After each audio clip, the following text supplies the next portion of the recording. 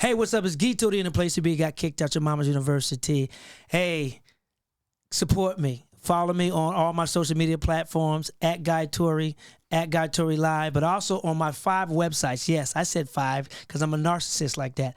GuyTorry.com, GTPhatTuesdays.com, MrGuyTorry.com, GuyTorry.me, and GuyTorryLive.com. Follow all of them. There's something different on every page to know just who the fuck I am. I'm down 162 pounds in 6 months, and it feels great. Looking at myself in the mirror is a trip. I marvel at myself now because I'm like, man, I've done this in 6 months. 6 months is not that long ago. I started this program back on July 1st at 288.5 pounds. Today I weighed in at 184. When I first got here, I was sad and depressed and stressed out.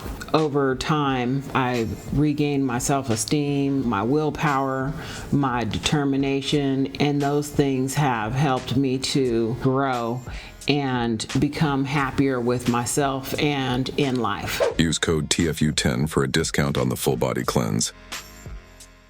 This is O'Shea Jackson. You're listening to TFU Podcast, if you didn't know.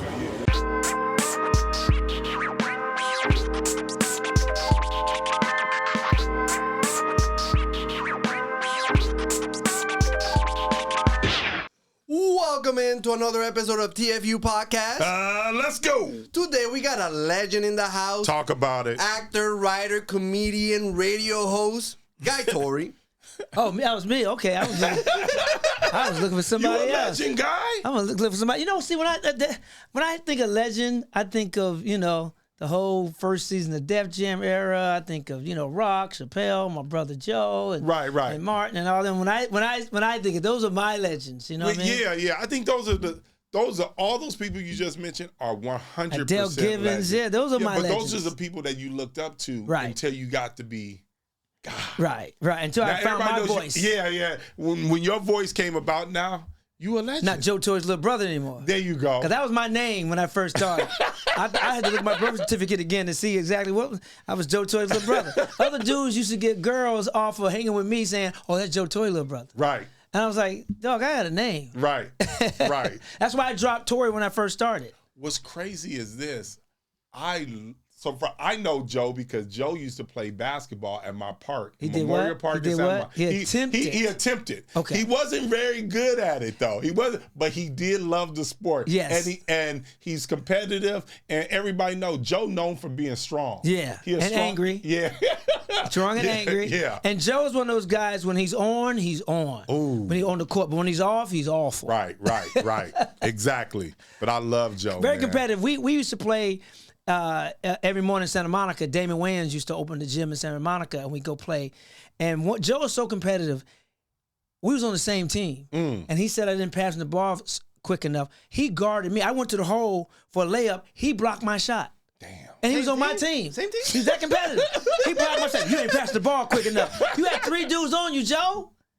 So that's how is so competitive funny. Joe is. Man, that's Damon. Y'all used to play basketball with Damon Wayans? Damon Wayans, man, used to open up a gym. Odin Polynese, used to be their former is NBA player. hilarious. Yeah, we used to get it on mornings, man. Man, Yeah. all the comedians playing basketball would have to be the funniest shit Oh in the whole yeah. entire Oh world. yeah. Oh yeah. At least you three The out trash there. talking is crazy. Was there other comedians that played with you guys? Yeah, it was a few of them. Chris Spencer may have come out there a few Okay. times. Yeah, Okay. Chris got game too, actually. Oh, at basketball? Oh, Chris. I know yeah, he Chris could got a play game. golf, Yeah, but yeah. basketball, he got a little game. Okay, I didn't know Yeah, that. Flex Alexander, they got Okay. game. Corey Holcomb, they all got game. Okay, you know what's so funny about Corey? I heard Corey go upstairs. Yeah. He had hops. Yeah. I didn't know Well, if that maybe was not true or not. now. Yeah, No. but they say he used to be Yeah, a he used good to be able athlete. to, put it down. Yeah. Yeah. No, Now, that's funny. now he putting down donuts, and that's my guy. But let's get into your story a little bit. Let's so do you were it. born in St. Louis. I don't know, born in Northern California. Yeah, now I heard Monterey. that, but you were raised in St. Louis. Raised in St. And you Louis. consider St. Louis Home. Home. Yeah, I There mean, you go. my dad was military, so we were born in Fort Ord, Monterey, California. Then went to New York, Jamaica, Queens, New York for a couple of years. My mom didn't like how we was growing up there. We was Right. fighting Haitians and Puerto Ricans all the time. So she was like, "Yo, we going to St. Louis. We going to the Midwest." And that's why I claim St. Louis at home. Oh no. Yeah. You love St. Well, St. Louis has this. That's the crib. I mean, that's what molded me into, I believe, who I am today. So yeah, a lot of love for St. Louis. Okay. And you said, so we know Joe's your brother. Yep. How many other siblings do you have? I have 5 siblings total. Okay. Christina is the oldest. She's my oldest sister. Roberta, who's a real star of the family, track coach and teacher in St. Louis. Competed in the Olympics, no? She didn't compete in the Olympics. Maybe the bitch Olympics, like, bitching all the time. But she could have been. She ran against Jackie Joyner and stuff. She Oh, could have wow. been. Yes. And then there's Ramon, who's another hero of the family, Lieutenant Colonel, served in the military and in the Army. And then there's Joe, and then there's me. Then I have a little sister, Malaka, who's really the most talented one in the family when it comes to acting. Yeah, she just didn't, she's not doing it as a profession, but she's coming back. Got you. And so how did you get into comedy? I know was Joe a comedian first? Yeah, So you Joe. was like, Joe could do it, I could do it. Yeah, well, you know what? I always did what my older siblings did. Okay. Whatever they did, I did it, and either did it just as well, if not tried to do better. Right. So it was only a natural, what I did all the time: sports, arts, whatever, acting, whatever they did, I did it too, and so it was a natural progression of what I did. Okay. Now, did you start your comedy career in California, or did you start it in St. Louis? Well, I started professionally in California. Okay. But you start the minute you hit a school bus and you start joning, and you start when you're a class clown. Okay. You start when you're a campus clown. You don't know that that's a job. It's just what you do. You're wired to play the dozens and mama jokes and clown people. So I started officially in L.A., but I've always been a clown my whole life. What was that first time like when you hit the stage? I was terrible. I was terrible. I died the death of 1,000 dogs, man. I thought I was ready, man. It was September 10th, 1992. Joe had a show in Claremont, I think, California. And Ricky Harris, rest in peace. Ricky was hosting the show. So they sent a limo for Joe, and Ricky met us at the house. We all in limo, and I'm drinking rum and Coke. I'm going to tear this stage up. I'm going to be a beast.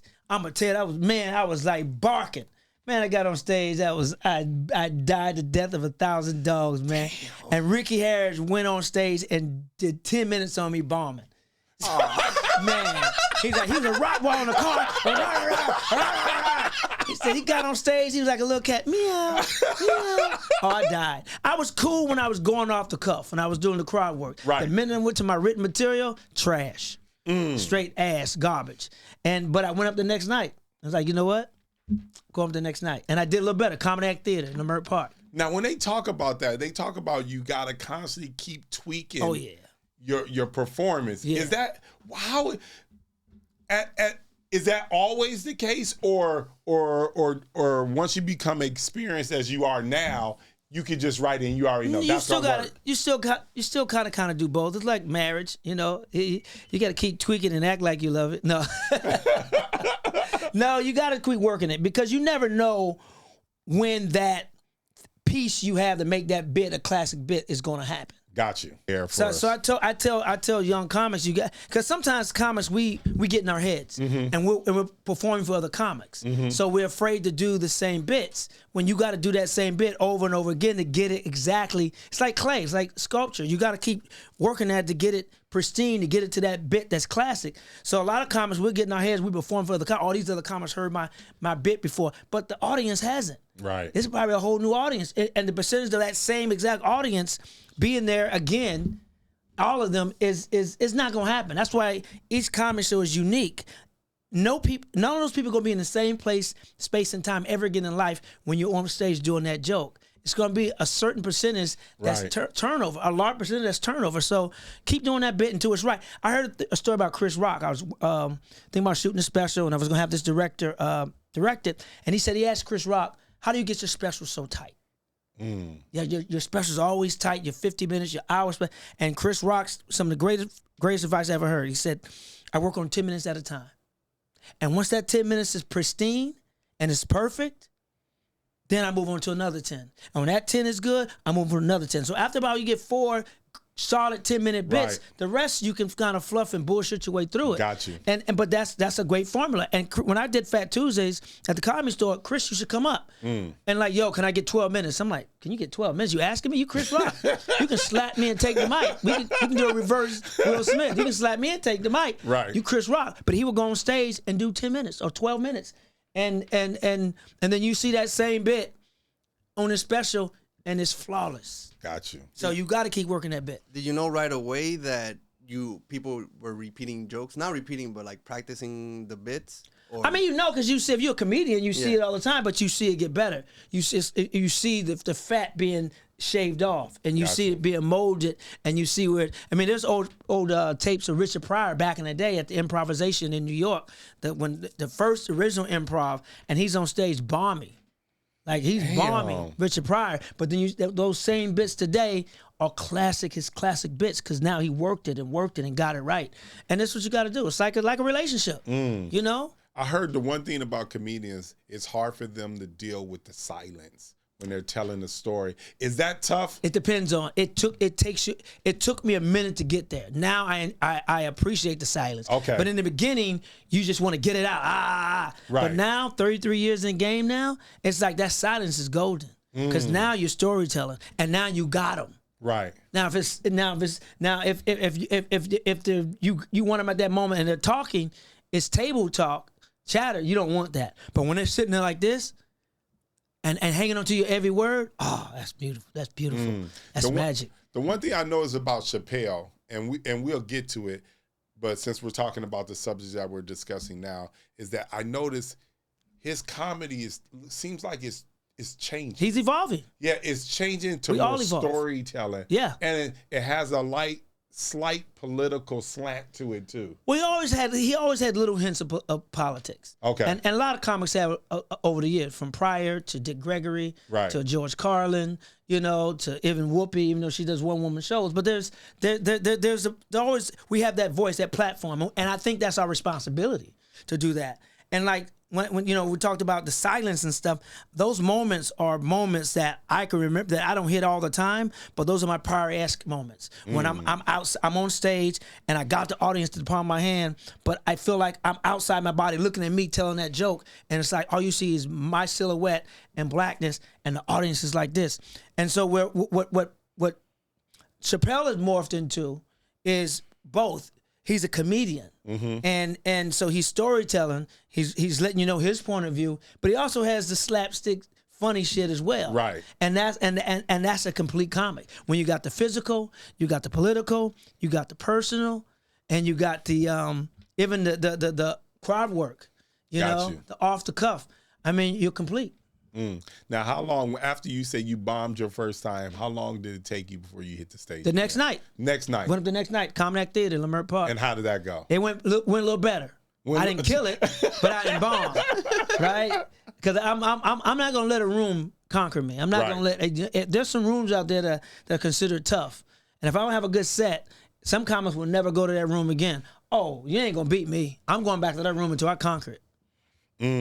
So what are some of the toughest crowds that you have to deal with? You know what? Some of the toughest cities that a lot of comics complain about are like Cleveland, Detroit, Baltimore, St. Louis. Okay. But see, those are my favorite cities because those are blue collar cities where people work a 9 to 5. Right. And when they come out, they spend their money. And they want to laugh, so it's like, don't you mail this shit in? Right. You better. Especially black people. I said in my documentary, white people come to laugh. Black people come not to laugh. White person, before you go on stage and say, "Hey, have a good show, break a leg." A brother be like, "You better be funny, motherfucker. You gonna be funny? I ain't brought my girl out, man, my lady out. I got dressed. You better be funny." There's pressure on you to be funny. Right. But those towns like that. Oh man, they want you to come to work. Bring your pail and your lunch pail and your hard hat because you're gonna put in some work in them cities. But it makes you much a better comic. Got you. Yeah, comedian.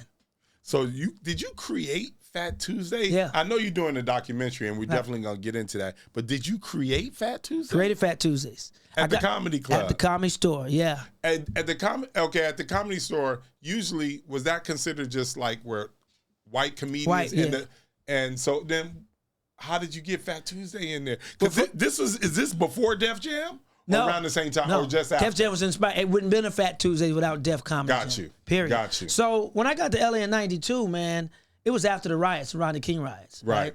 But my brother used to always talk about the Comedy Act Theater. and how this dude named Robin Harris was the king, and Magic Johnson would be in the audience, and Michael Jordan would be in the audience, and Hollywood elite would come down and scout black talent, and take them to on the other side of Wilshire. Right. They had to be in movies and TV shows and stuff. But when I got to LA in '92 after the riots, I got to LA in August '92. The Comedy Theater wasn't this place that I heard about. First of all, Robin Harris had passed away, so it lost a little bit of its luster. Right. And then when the riots happened, a lot of people were scared to come south of Wilshire to see black comics. Even black celebrities quit coming because the destruction during the Rodney King riots. So when I got there, I saw the lack of representation of Hollywood in the hood, and I was like, yo, I'm going to take the hood to Hollywood. Because at that time, I had 3 years in the game. I already had an agent and manager. I was starting to do small movies and stuff. I was like, yo, we can all eat. Got you. So me bring the hood to Hollywood and showcase some of these black comedians that y'all missing out on. And so my manager at the time knew the booker at the Comedy Store, Scott Day, and it was Worthy Patterson who was my manager at the time, one of my managers, and he went to him and said, hey, my client wants to start a room. And they gave me the Comedy Store at the Belly Room, which is the smallest room in the Comedy Store. Right. And they gave me the worst night, which was Tuesday night. This is before Taco Tuesdays was a thing. Right. You know what I mean? It was just like nobody did shit on a Tuesday night. Right. They gave me the worst night in the smallest room, and the rest was magic, man. I never looked back.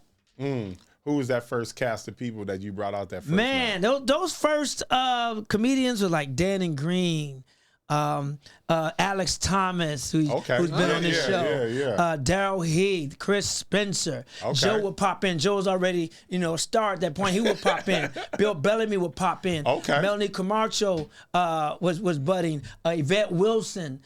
These are Ricky Harris. These are the names. And then the audience would be Tupac, Arsenio Hall, Dr. Dre, Suge. I mean, Ice Cube, they would all come to Phat Tuesdays in the Belly Room. Ronnie DeVoe. They didn't give you a bigger room at well, man, it's still. I was doing comedy 3 years. I was unknown. I still had a few credits. I had a Def Jam credit. Tupac in the audience. They didn't say, "Hey, we need to switch this up." Well, this was happened. So I did it in the Belly Room for 9 months. Okay. And then after 9 months, we outgrew it. I ended up getting a writing job on a TV show called Minor Adjustments. Okay. Right? With Wendy Raquel Robinson and Rondell Sheridan, and I was a writer on that show. Me and Reggie McFadden, comedian Reggie McFadden. So I couldn't do it every week. So I said, okay, what I'll do is I'll do it in the main room, the 400-seat room, because the Belly Room holds like 90 people. Gotcha. I said I'll do it in the main room once a month, and I'll have Buddy Lewis, who's a comedian. I'll have him do it all the other Tuesdays. After the first Tuesday, 400 seats, we packed it out. So Mitzi Shore was like, yo, we should do it every week in the main room. I said, no, I don't have the team. I don't have the resources. And I fought her off for like 6 months. She said, well, look, I'm just going to move another night in there on Tuesday nights. And I was like, nah, because people ain't going to remember if it's the first Tuesday, second Tuesday. Right. I'll just take it over. So I increased my staff and made it a special room. Like when I had the Belly Room, it's more like a potluck. You do numbers. You do numbers to go on stage. But with the main room, I'm like, yo, this is the main room. This is where Pryor graced the stage and Murphy. I can't fuck this up. Right. I said, I gotta have heavy hitters in here. So I quit doing the open mic part and I just did hitters. Gotcha. I had to have hitters. I only had 4 on the show. And because what was happening was industry was coming out, right, on a Tuesday night, and you have 10 comics on the show. By the time the cream of the crop would get on stage, it's too late. They got to go home. They got to be up in the morning. Gotcha. So when I got to the main room, I'm like, yo, me cut off the riffraff and just get the people they really want to see. Gotcha. So I booked it only 3 to 4 comics per show, and they were like, cool, we ain't got to be out to 1 in the morning. We can come see the best of the best. And then, and that opened up everything. That's when Chappelle started coming through. And that's when, Chris Rock would come through. And Chris Tucker had blown up even more back then. He was coming through. So it was a beautiful thing. So 3 years in the game, you created this amazing room. Not now knowing you're surrounded around the top of the top. Yeah, man. How did that feel? Oh, God. At that point, you're young, you're naive. You don't know what the hell you're doing. You just want to provide an opportunity for people to showcase. And it wasn't until I started doing the documentary that I was like, oh, this was special. Oh, yeah. When I started interviewing some of my former staff and some other comedians, and they start telling me their stories, I was like, what? I didn't realize what I had. It was Michael Blackson that actually planted the seed for the documentary, because we were on a flight going to Sacramento doing separate shows, and he's like, man, I stopped doing Phat Tuesdays. And Michael Blackson was like, man, I miss Phat Tuesdays. These young comics, they need to know how important it was. And I was like, huh. So when I got back to LA, I went to my storage and I went to start going through the crates, right, and the boxes, and start seeing what I had, and started interviewing some of my former employees and other comics on what's your memories, and these stories they were telling me, like, this is how I got my agent, this is how I got my manager, my employees, like, I saved enough money working at Phat Tuesdays to buy my first house. Wow. I was like, what? They were like, yeah, this is how I met my wife. Gary Owen met his wife, well, ex-wife, right, at Phat Tuesdays.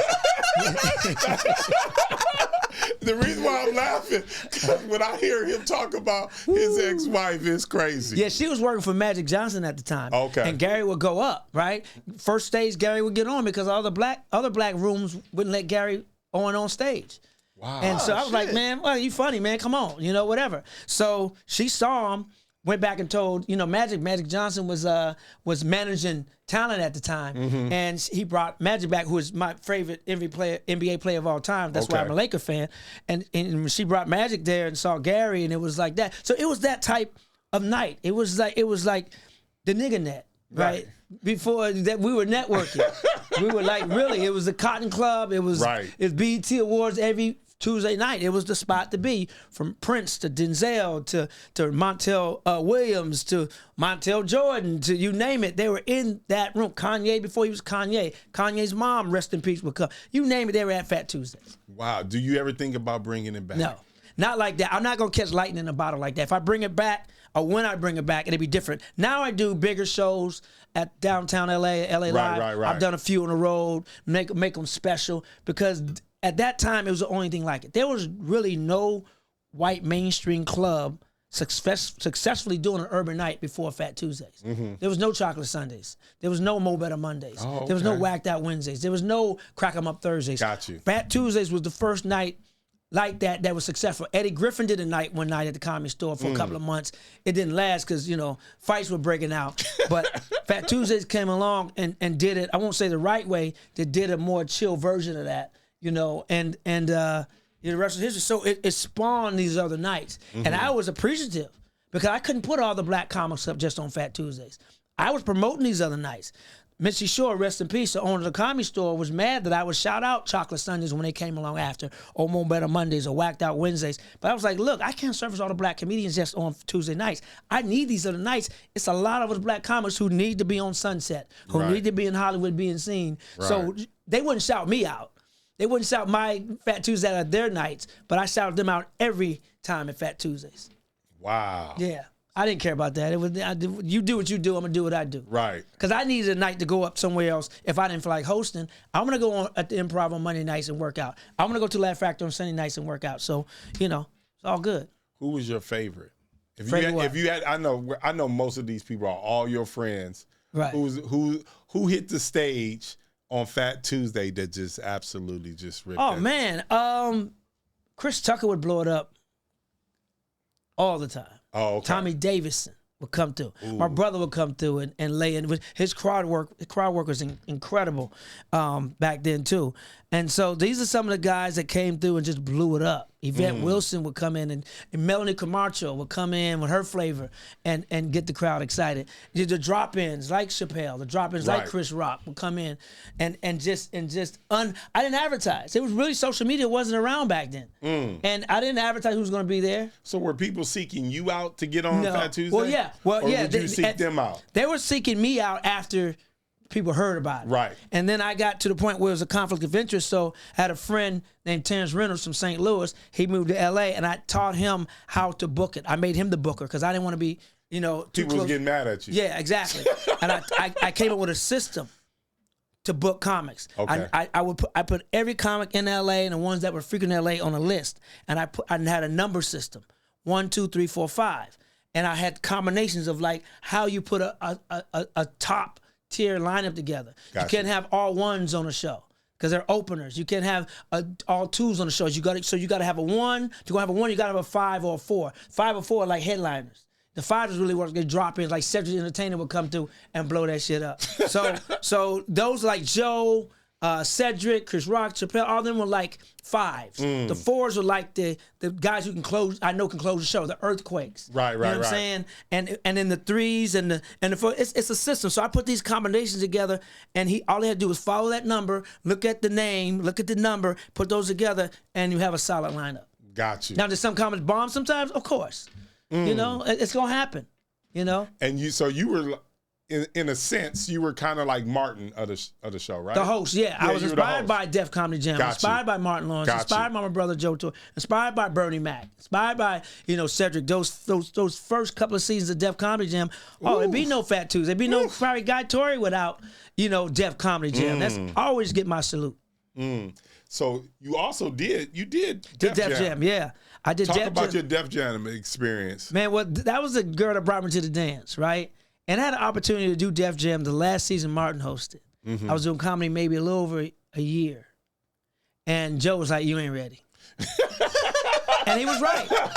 I wasn't ready. Because if that's your national TV debut, right, you only get one chance to make a first impression. Yeah. So I wasn't ready, but I ended up doing it shortly after my second year. So after 2 years of doing stand-up, I grinded when Bob Sumner told me I was doing Def Jam. And Bob Sumner was the talent coordinator who went around the country and booked all the comedians. He told Joe, man, your brother's ready. And I went on a fast. I quit drinking. I quit eating meat. And I was focused. I was in comedy clubs every night. Because I knew I had blew past a lot of people who deserved a shot before me. Right. And I'm like, I'm not going to fuck this shot up. Because I know I was going to have people, you ain't got it because of his brother. So they were looking for me to bomb. Right. They were waiting on me to fail. Right. And I wasn't going to do that. So I was in comedy clubs every night, 2-3 times a night. I ain't even care if the spot paid or not. I don't care if it was a pizza shop. I don't care if it was a former disco. I don't care if it was a comedy store. I was on stage every night grinding. And I was still working on the Martin show, too, as a PA. So I was like, during the day, I was delivering scripts and running errands. And at night, I was on that comedy stage, busting my ass, writing these jokes and getting my set ready for Def Jam. How do you go from being a PA in Martin to writing an episode? It's funny because I did a lot on that show. And for those who don't know what a PA is, a production assistant, it's you're like a paid intern. Right. You're not the low man on the totem pole. You're the cement in the ground holding that motherfucker up. Because everything everybody else don't want to do falls to the PAs, right? And you're working with Bentley now, right? Bentley, I was working with Bentley. I was working with Kenny Buford, Benny Richburg, Darreese Rollins, Matt Diamond, who co-wrote the episode with me. So, it was. I was always cracking jokes. I mean, that's what I did. It was just cracking jokes on the set, and then they used to come out of the room, the writers room, to get jokes for me to put in the script. Bentley, man, we need a joke for so-and-so. Man, say this. And I saw my jokes making the script, but I ain't getting paid. Like I'm doing punch-up, but I'm still getting coffee. The hell? That's crazy. So then it was Martin that always told me, sit in the writer's room, learn how to write, learn the writing process, because you can always write yourself into a role. So then at that point, me and Matt Diamond, the writer's assistants, wrote an episode together, Romantic Weekend, street name, Chilligan's Island. And that was the first script I wrote, but I was also guest starred on the show in the Gary Coleman episode. I was Martin's stand-in when he had to play Jerome or Otis. I had to be a stand-in. Okay. I did audience warm-up when Myra J., legendary comedian, and J. Anthony Brown, legendary comedian, couldn't do warm-up. I did audience warm-up. All this, you only got one check? Well, now I got a check for each one, though. Okay. When I did warm-up, that was a nice check. Okay. When I did with PA, that was the lowest check. But I made that work for me. Got you. Do they still do warm-ups, or that's just... Well, if it's live taping, yes. If it's a live taping, they still do audience warm-up. A lot of shows still do. Yeah. I went to a couple of tapings of Frasier when they brought it back last year, and they still have a live audience and a live warm-up. Yeah. But yeah, so I was doing all this stuff, man. Then so I wrote an episode, guest starred, Martin stand-in, audience warm-up, you name it. I did everything on that show. I wrote, so it was. I think that show is probably definitely one of Martin's top 10 shows. Yeah, I mean, he's such a talented. Yeah. Yeah, I know it. I know that. Do you see that episode? No, I got attacked by the rat. Yeah, that was my favorite. That was hilarious. But the Tommy Hearns episode with the box, that was one of my favorite. That was crazy. The New Jack City episode was one of my favorite. Yeah. It's funny because one of the writers on there was John Ridley too. John Ridley was a brilliant writer, and it was so. This is how America is, So African Americans are and Brown, our Brown community, also charged with being sexually aggressive and things like that. Mm-hmm. That same year, Seinfeld had done a masturbation episode. Oh yeah, the contest. Oh yeah. And it got rated as highly intelligent. And Martin, that season did an episode where Gina and Martin was testing their love and abstaining from sex. Gotcha. Oh, okay. I remember that one. And they got written up as, black people are animals and they're sexually aggressive. And they were like testing their love not to have sex. And they got written up as a poor taste episode. But the masturbation episode got written up as, but that's the difference. That's the shit that black sitcoms and stuff had to deal with. And John Ridley wrote an editorial in the LA Times ripping the industry for doing that. But that's the stuff that we had to come under. It's like the mafia too. Like when it's an Italian man, the Russians is the mafia. Right. So do you feel like, first of all, I feel like as far as TV goes, there's not a lot of black shows anymore. And it's crazy because there are more networks now. And more streaming platforms. Way more networks, way more opportunities, yes. Way more everything. But you know what happened? What's I'm that? going to tell you, in my humble opinion, why that is. When they voted affirmative action out, that's when the shows went. With affirmative action, which wasn't just for black people. Let's get that clear, okay? Charlie Kirk. The civil rights wasn't just for black people. It was for women. It was for gays. It was trans. It was handicapped people. It was for anybody that wasn't a white male. So affirmative action, I think in that bill or whatever it was, that law, you had to have, these major corporations had to spend so much money toward minority advertising, right? Gotcha. So you had to spend a certain amount of your budget on black shows or brown shows or whatever shows that wasn't a white sitcom, basically. So these shows had advertising dollars because that's what paid for your show. Right. The sponsors. So when that went out and they didn't have to dedicate so much money toward a percentage toward black shows or minority shows, then these networks didn't have to do black urban shows anymore or minority shows anymore. So that's where those shows went. It's like, okay, we ain't got to spend our money on this? Cool. Then boom, gone. That's why I tell people when you're watching a minority show, and I don't use that word because the only person that's really the minority are white males. Because if everybody else, we're the majority. If everybody else is considered a minority, how are we the minority when we the majority when we supposed up? But anyway, that's a whole nother story. So I tell you, when you're watching your favorite show, the commercials that you see being ran during that show, support that product. Because if they run a commercial during the Guy Torry show, right, and they see their sales go up, they're gonna commit to 2 or 3 more seasons. There you go. Because their sales went up. If you don't support that product and they lost money or didn't really do anything, they may not want to advertise. It's all about money.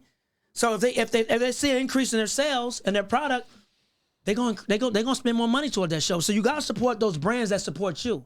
So those brands that support your podcast, your sitcoms, whatever the business is, you got to support those brands and make their revenue go up, and they'll be there for you. That actually makes so much sense because I was trying to figure it out. I'm like, it's way more networks, it's way more opportunities now, where black people are writing, creating shows, doing all this stuff, but it's so many less Hollywood shows doesn't out. make black stars. Right. They wait till we do all the work, then they come get us and then take the credit.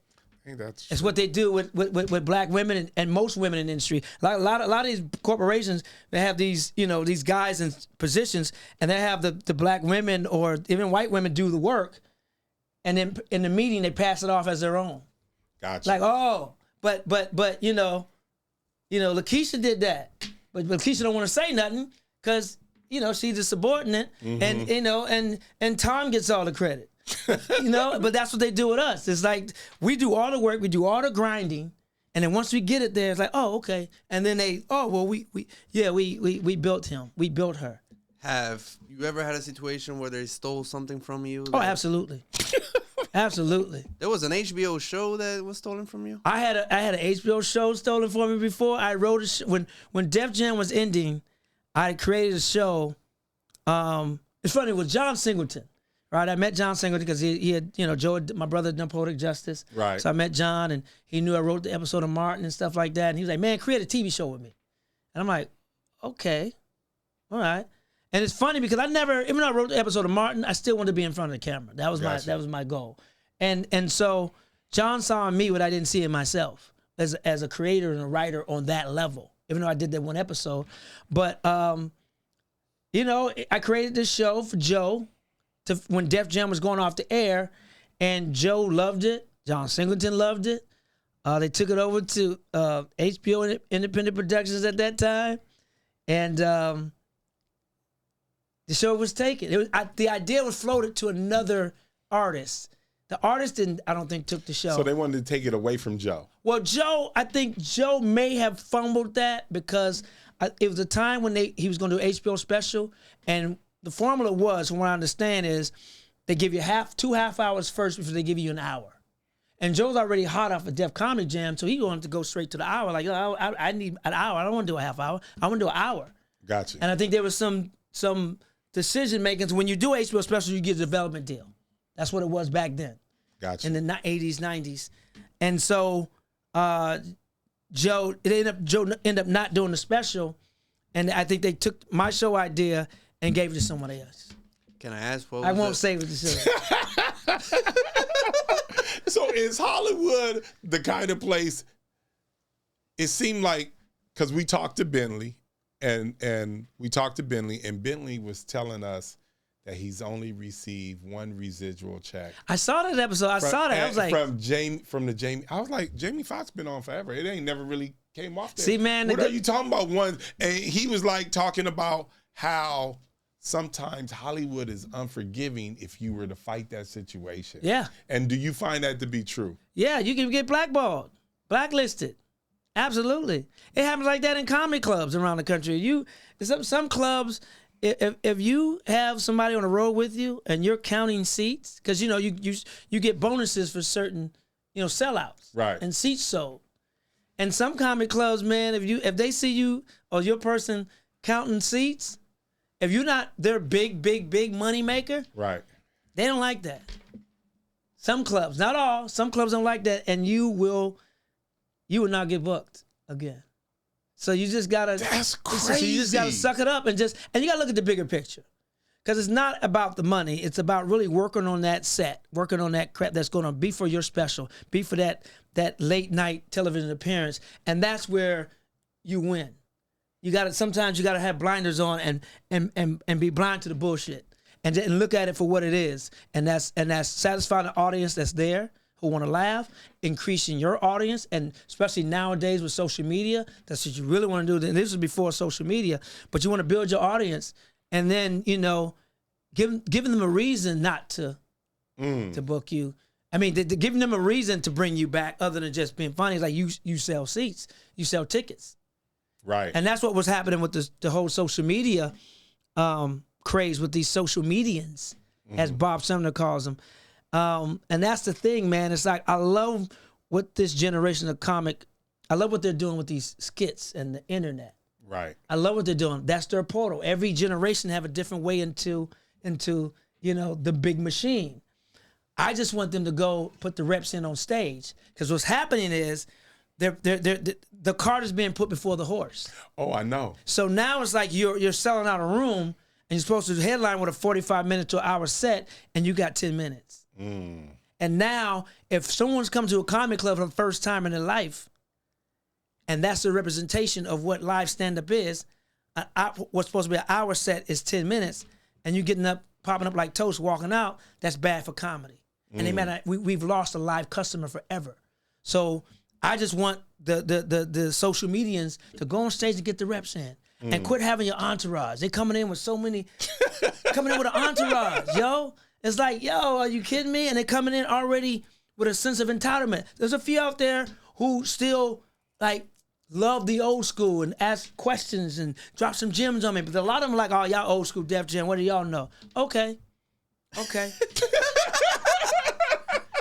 are the ones I don't talk to. Right. Because I love giving the knowledge that I've learned, I got from my brother and Chris Rock and Yvette Wilson and Ricky Harris. But the new ones who I ain't giving pearls to swine. Yeah. And that's scripture. I don't know a lot of stand-up comedians 30 or under that are good. But maybe I'm not saying it. Yeah, you might probably that page. There's a lot out there. Yeah. Yeah. That are Jess Niche on the female side, and Miss Pretty Ricky, and Daphne, and I think Dominique is probably on the other side of 30. She's over 30. She may, I don't know how old she. It's hard to tell black people. No, Daphne is definitely over 30 for sure. She can't she's a young fly, He over 30. I don't know. Is he over 30? He looks. I don't know if he's over 30. No, but the only thing I think. Cam. But you know how Cam Patterson. He's under. He's on SNL now. Okay. I remember being in Orlando and he was 17. He came to the Improv with his dad. It's Funny Bone now, and I let him do a guest spot, and he was funny. And I was like, yo, somebody need to put this kid on the radar. And he's killing on SNL now. You got Josh Johnson. I think he may be under 30. He's killing it now. So there's a lot under 30 that's killing but it. That was Matt Rife. I think he's maybe under 30. No. He's a young fly 33. Okay, well, Jesus. No, but I know. I've been thinking, but he is right, because what happened is a lot of these people through social media got a chance to skip the line. Oh, yeah. They got a chance to skip the line, but then a lot of times when you went to go see those young comedians, they didn't have the chops to actually perform on stage. See, and I skipped the line. Okay. I skipped the line. That's why I said when I did Def Jam, after only doing comedy for 2 years, I knew I skipped the line. That's why I went to the clubs even harder to make sure that that because I skipped the line, I'm gonna show you why I skipped the line. Because Bob Sumner said I was ready, and I made sure I didn't want to ruin my brother's name, and I didn't ruin Bob Sumner's name, and I went harder and went to comedy clubs every single night. I didn't care about women. I didn't care about partying. I didn't care about after parties or this premiere or that premiere. I was in comedy clubs where every place had a mic and 2 people and a slice of pizza for me and maybe a beer. I was on that motherfucking stage. Now, this might be a tough question for you. Who's the funniest in the family? Joe's the funniest. Oh, I'm the silliest. Joe's the funniest. Joe's funnier, I'm sillier. But we ain't even, but my whole family is funny. My mom, rest in peace, was funny. My dad, rest in peace, was funny. My little sister is funny. My older sister thinks she's funny. My sister Christina is funny. Roberta, she's funny, and she thinks she's funnier than what she really is, but she's funny. And Ramon, my other brother, the one I like, he's funny. But Joe, I would say definitely is the funniest. I'm the silliest. Got you. Now, you say you was a PA on the Martin Show. On the Martin Show. Yeah. How was it being a PA? Great. One of the best jobs I ever had, because it taught me about the business. It taught me what a director does, what a stage PA does. It taught me what a producer is, a line producer, what the writers do. And I made a lot of connections. I made connections over at HBO and Independent Productions. I made connections with the writers in the Martin Show. I made connections with the actors that would come in. I used to have to take Tracy Morgan back to his hotel when he guest starred on Martin. So me and Tracy Morgan built a rapport, after that. So I was that guy that made these connections, and I was just hungry at the time. Got it. And what was your favorite, besides the episode that you wrote? What was your favorite episode on Martin? The New Jack City one, the dog one, and man, they were all so funny, man. Because seeing what was on the page, and seeing what Martin and Tommy Ford and Tashina Arnold and Tisha Campbell and Carl Payne, what they added to it, what they brought to it, it's like night and day. The writers were great. Don't get it twisted. But them adding their flavor to it made this like the movie Life. Right. The script was okay, but what Eddie, what Martin, and what Bernie Mac did with that bad boy, and what Eddie allowed us to do, because he allowed us to freestyle. Man, it's in the talent. And man, it's just so. And when you look at if you look at, you don't see DVD anymore. That's why I love DVDs, because you always look at the bonus footage, the extra coverage. Right. And you look at Shrek, and you look at Eddie Murphy doing his voiceover for the donkey, and them talking about how he got how the line is written, but how he says it. King of comedy, right there, Eddie Murphy. I was performing in the Apollo. Man, Apollo, man. Let me tell you something. That was, performing at the Apollo, because the Apollo is rough. But I'm one of those guys where you tell me it's rough, I want to do it. Right. You're not going to beat me. I'm going to conquer it. If I lose, I'm coming back. And Apollo, I've seen him boo a gospel choir on Apollo before. Like, how you boo Jesus? So if you booed a gospel choir, Wait, before you get into who was hosting, I just want to make sure. When I did it, it was, damn, who was hosting when I did it? I think it was it? Was it Steve? It wasn't Steve. It may have been Rudy Rush when I did it. Who did I did it? Damn, I did it. Curry. Who was hosting? I think Curry, Mark It may have Curry. been Curry. It's Sinbad hosted. Okay. I watched the show for so many years, but it was I mean, you kind of black it out because it's like you're so nervous. I mean, I'm shaking like Joe Biden back then, you know, the way he shake now. But I'm like, I was, being young and naive is something. I was dumb. That's hard to believe. I did a Biggie Smalls joke at the Apollo in New York. He was already dead. Yes. I did a Tupac and a Biggie Smalls joke, bro. And like it worked. I didn't think back then like it could be a riot in here. There could be a riot after the joke because the joke is, I have a dark kind of most comics have a dark sense of humor. Let's hear the joke. You got to give us the joke. I was joking about gangster rap. That's when I was like, man, gangster rap is it doesn't have to be so negative, right? That's when I was a different guy back then, right? Now I love gangster rap, but it was like all they talked about was death. Tupac, I want to die, and Biggie album was called Life After Death, and I was like, pop out, there your big ass go, I said, why not rap about happy stuff, like living, like Kid and Play, ain't gonna hurt nobody. Right. Look at him, living today ain't hurt nobody. It was, but to go on Showtime at the Apollo in New York at that time with Fat Farm gear on and do that bit was pretty ballsy. Would I do it today? Hell no. But that's why I know God has been my co-pilot, man, because he's kept me, good out of some stupid stuff that I've done. And so we know you were the host of BET. Oh yeah, I did a show. View, right? Comic View. They did their special guest host season, and I did some of the guest hosting in Chicago. There's some of the Chicago tapings. Yeah. How was that? That was good. It was good because BET was the family version of Def Comedy Jam. What sold Def Comedy Jam to HBO was raw, uncut, urban comedy from the hood. Mm-hmm. And then what sold Comic View was, hey, that same thing, but your family can watch it. Right. So it's two different dynamics. So it's good to be able to, you want to be able to work both ways. You want to be able to work dirty, and you want to be able to work clean too. You have a longer career. Now you were also in one of my favorite comedy specials, and that was the Shaq All-Star. Oh man, that was crazy. That was you know what that was? That was like huge, but also it was a funeral for somebody. Yeah, Doug Williams didn't play well. Yo, that moment. And I love Doug Williams. That's my man. Joe. But man, I mean, Jamie was all fire. Well, let me set it up. Okay. Let me set it up. So Shaq used to always come to Phat Tuesdays and heckle and Joan, and he saw the comics that came through Phat Tuesdays. And Doug Williams would come to Phat Tuesdays and kill. Just like the other comedians. He was good? Yeah, Doug Williams was funny. Roasting is a different thing. I mean, comedians have dark souls, but to be a roaster, you gotta be dark. And Doug is just not wired that way. He's a nice guy. Right. He's not wired, I'm short, dark, and bitter.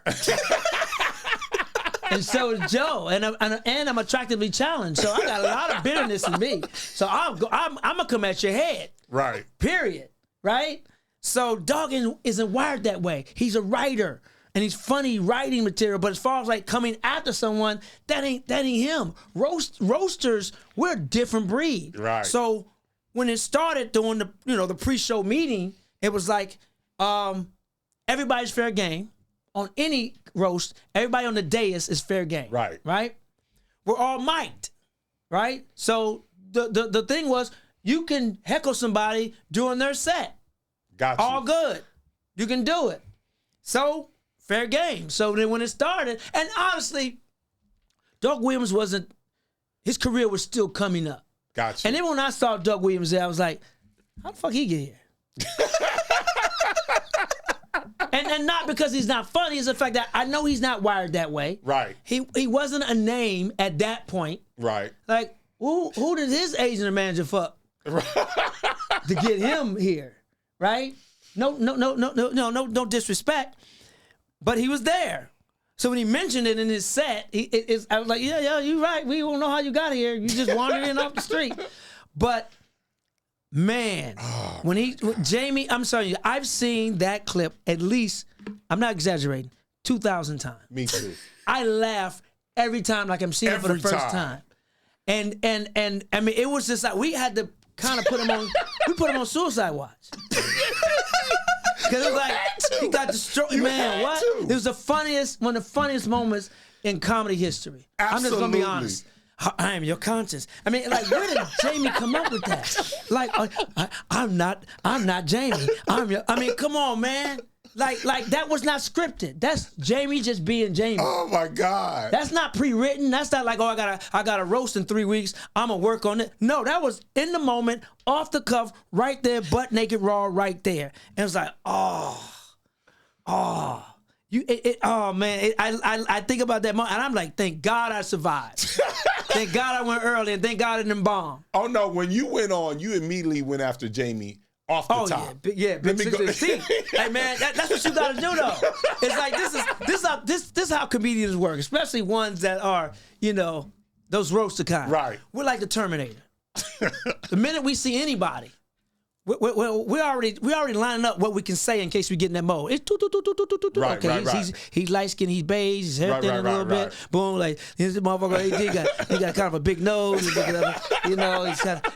half shaven. Okay, if the time comes, I'm lock and loaded. Ready. I'm just waiting on opportunity. But we're already sizing everybody up. Got you. Just don't push that motherfucking button. If you push that button, we are ready to go. And that's how it is. Everybody on the day, you got Rest in Peace, you got Dick Gregory, old Methuselah's comic right there. You got Jimmy Johnson, who's probably look like a slave owner. Yeah. You already, Jamie got the big ass teeth. Right. And so you already like sizing everybody up. So when you come for me, I'm coming back for you. It's gonna be a cum fest, and it's gonna be like Diddy's house. It's gonna be a cum fest. You coming for me, I'm coming for you. We come together. Was Doug ready to throw hands? Because we heard he was aggressive afterwards. He was mad afterwards. The person who's ready to throw hands was his wife. No, was Moose Johnson, the former Dallas Cowboy running back. Oh, okay. Because he was telling long, boring ass stories, and Jamie was like. On the microphone. Jamie was tearing his ass up as well, like, because he was telling these stories that kind of weren't funny, wasn't going anywhere. Right. So after the taping, his wife was pissed. Oh, that was his wife. His wife. I thought it was what's his name's wife. No, it was Moose Johnson's wife, and she told like Shaq and you can't air this. He has an analyst career. And Shaq was like, they signed a contract. He signed a contract. This is gonna air. Now the part where he actually picked up a chair, it looked like he was gonna hit Jamie with it, but because Jamie roasted his ass too. Yeah, that was man. Oh, you took me back. Did Doug Williams? Did he recover after that? Yes, because he ended up getting a Stars series. First Amendment was his series that he created and took to Stars, the Stars Network. Oh, good and for then him. And then Martin came on and executive produced it after the first couple of seasons. Martin came on board and with it. So yeah, it didn't hurt his career that way at all. Okay. But as far as like, I mean, like no more roasting jobs. Right. When we think about Doug Williams, we think about that moment now. Right. And let's be clear, it's not the Hall of Fame quarterback Doug Williams. Right. Of the Tampa Bay Buccaneers and the Washington Redskins Doug Williams. He threw bombs. He didn't bomb. Let's be clear, it's not that Doug Williams. He definitely had a tough time that day. Oh man. Yeah, suicide watch. So go on. So you mentioned you had a relationship with the Wayans brothers. Yeah. That's how you got in Don't Be a Menace? Well, I didn't have a relationship with the Wayans brothers until Don't Be a Menace in South Central while drinking your juice in the hood. That was my first movie, my first acting job. I had to pay to be in a movie. What? Had to pay to be in Don't Be a Menace in South Central while drinking your juice in the hood. Because I was doing background work and stand-in work for my brother Joe. Gotcha. And I was his stand-in for Tales in the Hood, the movie Joe did. So I was SAG eligible, which means I had to pay dues. So the next job I got that was union, I had to join SAG. Wow. Which was $1,050, $50, you know. And so the movie Don't Be a Minister was paying me $500 to be in it. So I lost $500 because so basically I had to pay to be in the movie because I had to join SAG. And then I lost because I was only getting paid $500, but my SAG dues were $1,000. Got you. So then I end up, but I mean, I made it back in residuals and things like that. But I always say, you know, like today I'll get a residual check for 2 cents. And I'm like, this is my most favorite 2 cents residual from Don't Be a Minister South Street because this 2 cents started my acting career. Now, And shout out to the Wayans too, man, who don't get enough credit in this Hollywood industry, man, who put so many people on, man, so many brothers on and sisters on. And shout out to the Wayans, man. like a scary movie. It's like Hollywood Shuffle. I mean, it's Robert Townsend, but they contributed to that. So it's all those movies. Robert Townsend, another guy that doesn't get, you know, shouted out enough. Yeah. You know, for what they've done and what they contributed to Hollywood and put all these stars, these legends on. Now, you were in a super iconic movie, American History X. Oh man, another story. Like, how did that come about? Phat Tuesdays. That came about Phat Tuesdays. I was doing Phat Tuesdays. I had done the Aspen Comedy Festival, which was HBO's Aspen Comedy Festival, and I had a great manager at the time, Jeff Chetty, and he said, "Man, you're gonna be so great at Aspen for the industry that don't come here. We're going to do a special Phat Tuesdays right after the Aspen Comedy Festival and invite 250 industry down to see you." Oh, wow. Right. And he said, "I need you to do a straight set that night. Don't host." Right. And I need you, he said, "I'm going to use Tommy Davidson as the draw." Okay. And I want you to open for Tommy Davidson, go up there, do 10, 15 minutes, and they're going to see how great you are. And I said, well, I was real good friends with a comedian up and coming too, Dan Green, right? I said, well, I'm trying to get Dan in on too. I'm like, well, I had Dan, and he said, no, I just want you and Tom. I said, no, but I need somebody to warm up. I don't want to go up cold. He said, well, okay, go up and have Dan do 7 minutes. I said, cool. So I said, Dan, look, man, there's going to be 250 industry there. Go up there and do your best shit. There'll be managers, agents, casting people. Go do your best shit. I'm trying to put, you know, my man on, right? Got you. And he wanted to have a good set and things like that. But they came down, the producers for American History X and the director came down to see Tommy Davidson for that role. And I ended up going up, not knowing they were in the room, and just did my set, and they ended up giving me the role. Wow. Because they thought my role, my material was better for the movie. Plus, I was a lot cheaper than Tommy Davidson, I'm sure. And I didn't have my teeth fixed, so I looked more like a prisoner than Tommy Davidson. Because Tommy Davidson is, by far one of the most talented, underrated, talented guys in his industry. For sure. So it worked out. But that movie came because they saw me at Phat Tuesdays. Got you. Yeah. Did you have to audition No. after this? No, it's like, you got the role. No, they saw me there. They reached out to my boy Terrence, who I brought it from St. Louis to book the room. They said, they gave him the information, and he gave it to me and said, yo, man, these guys came down, they interested in you for a movie. And we hear that shit all the time, like, oh, okay, whatever, right? So then I get a call from my manager and agent when they say, hey, they got this table read for this script. They want you to read these 2 roles for us called Two Brothers, right? So, you do table reads. It's just a table read to see how a script flows. Cool. I get there. There's Ed Norton. There's Barbara DeAngelis, who played, the mom. There's Stacy Keach and, Ed Furlong and da-da-da. They're all there. And I'm just reading part, not thinking anything of it. About a few weeks later, I'm at the YMCA playing basketball on Southtail. And I get a page from I call my manager. It's like, hey, they said, you booked it. I said, book what? That movie, Two Brothers. I'm like, oh, okay. I'm back to playing basketball, whatever.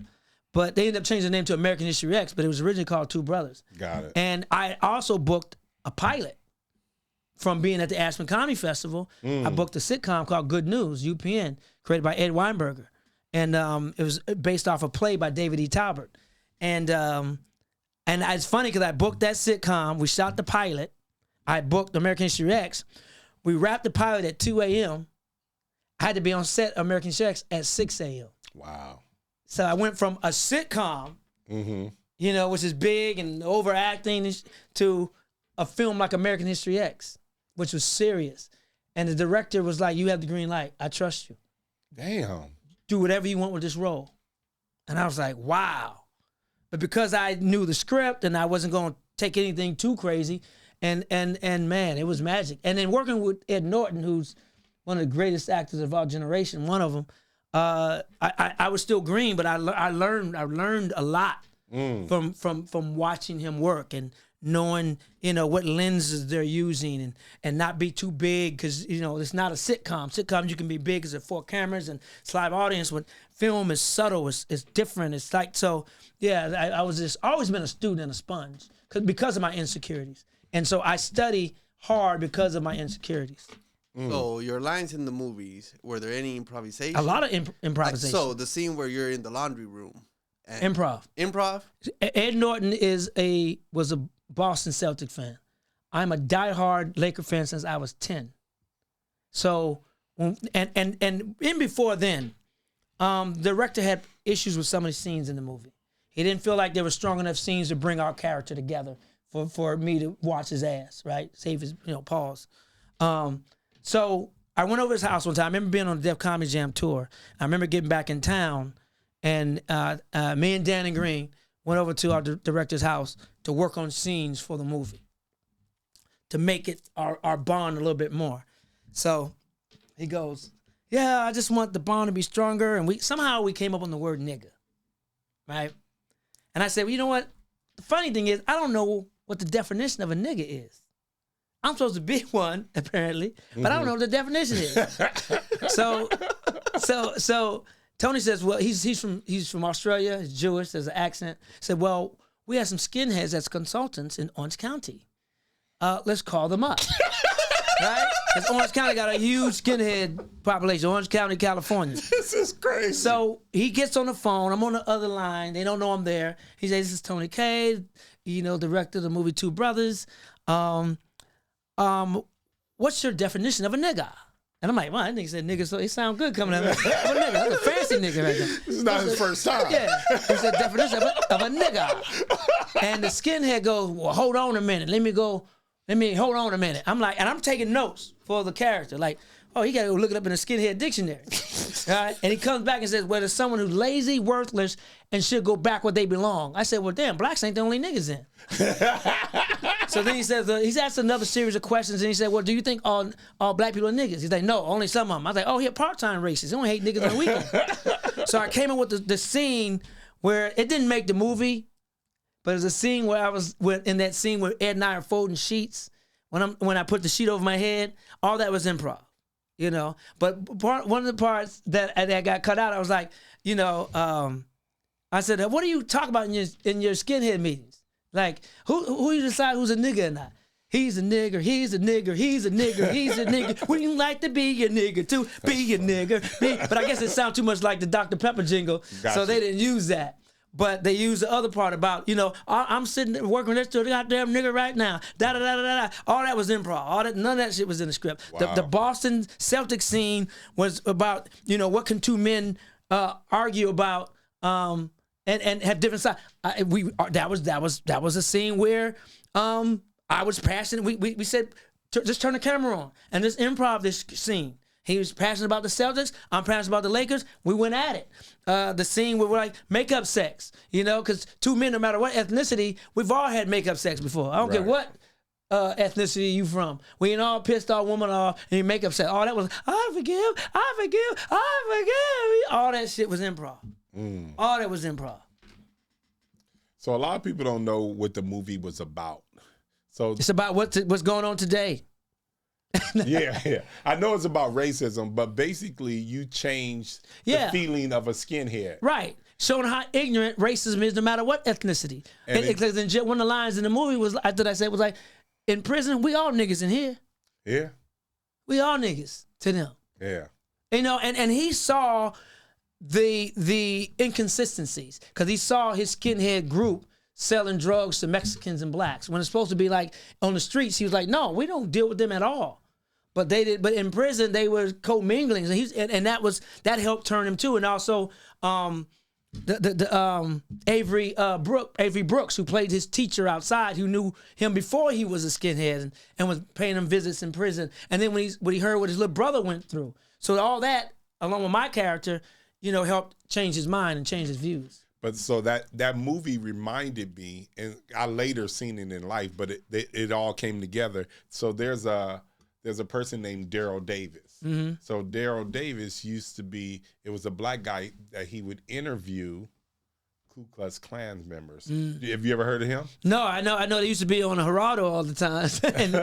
And basically what he did, he's been able to change the minds of Ku Klux Klan members. I think he got 200? Wow. Something like that. It's supposed to be like 200 people. So when you get a chance, definitely. I want to check that out. Yeah. That movie is so interesting because there's not a week that goes by that somebody brings that up. Even when I'm on the road, I'll run into people like, oh, American History X, I wrote my thesis on that. Right. I get law enforcement people was like, oh, we studied that movie in law enforcement. I learned how to deal with gangs. I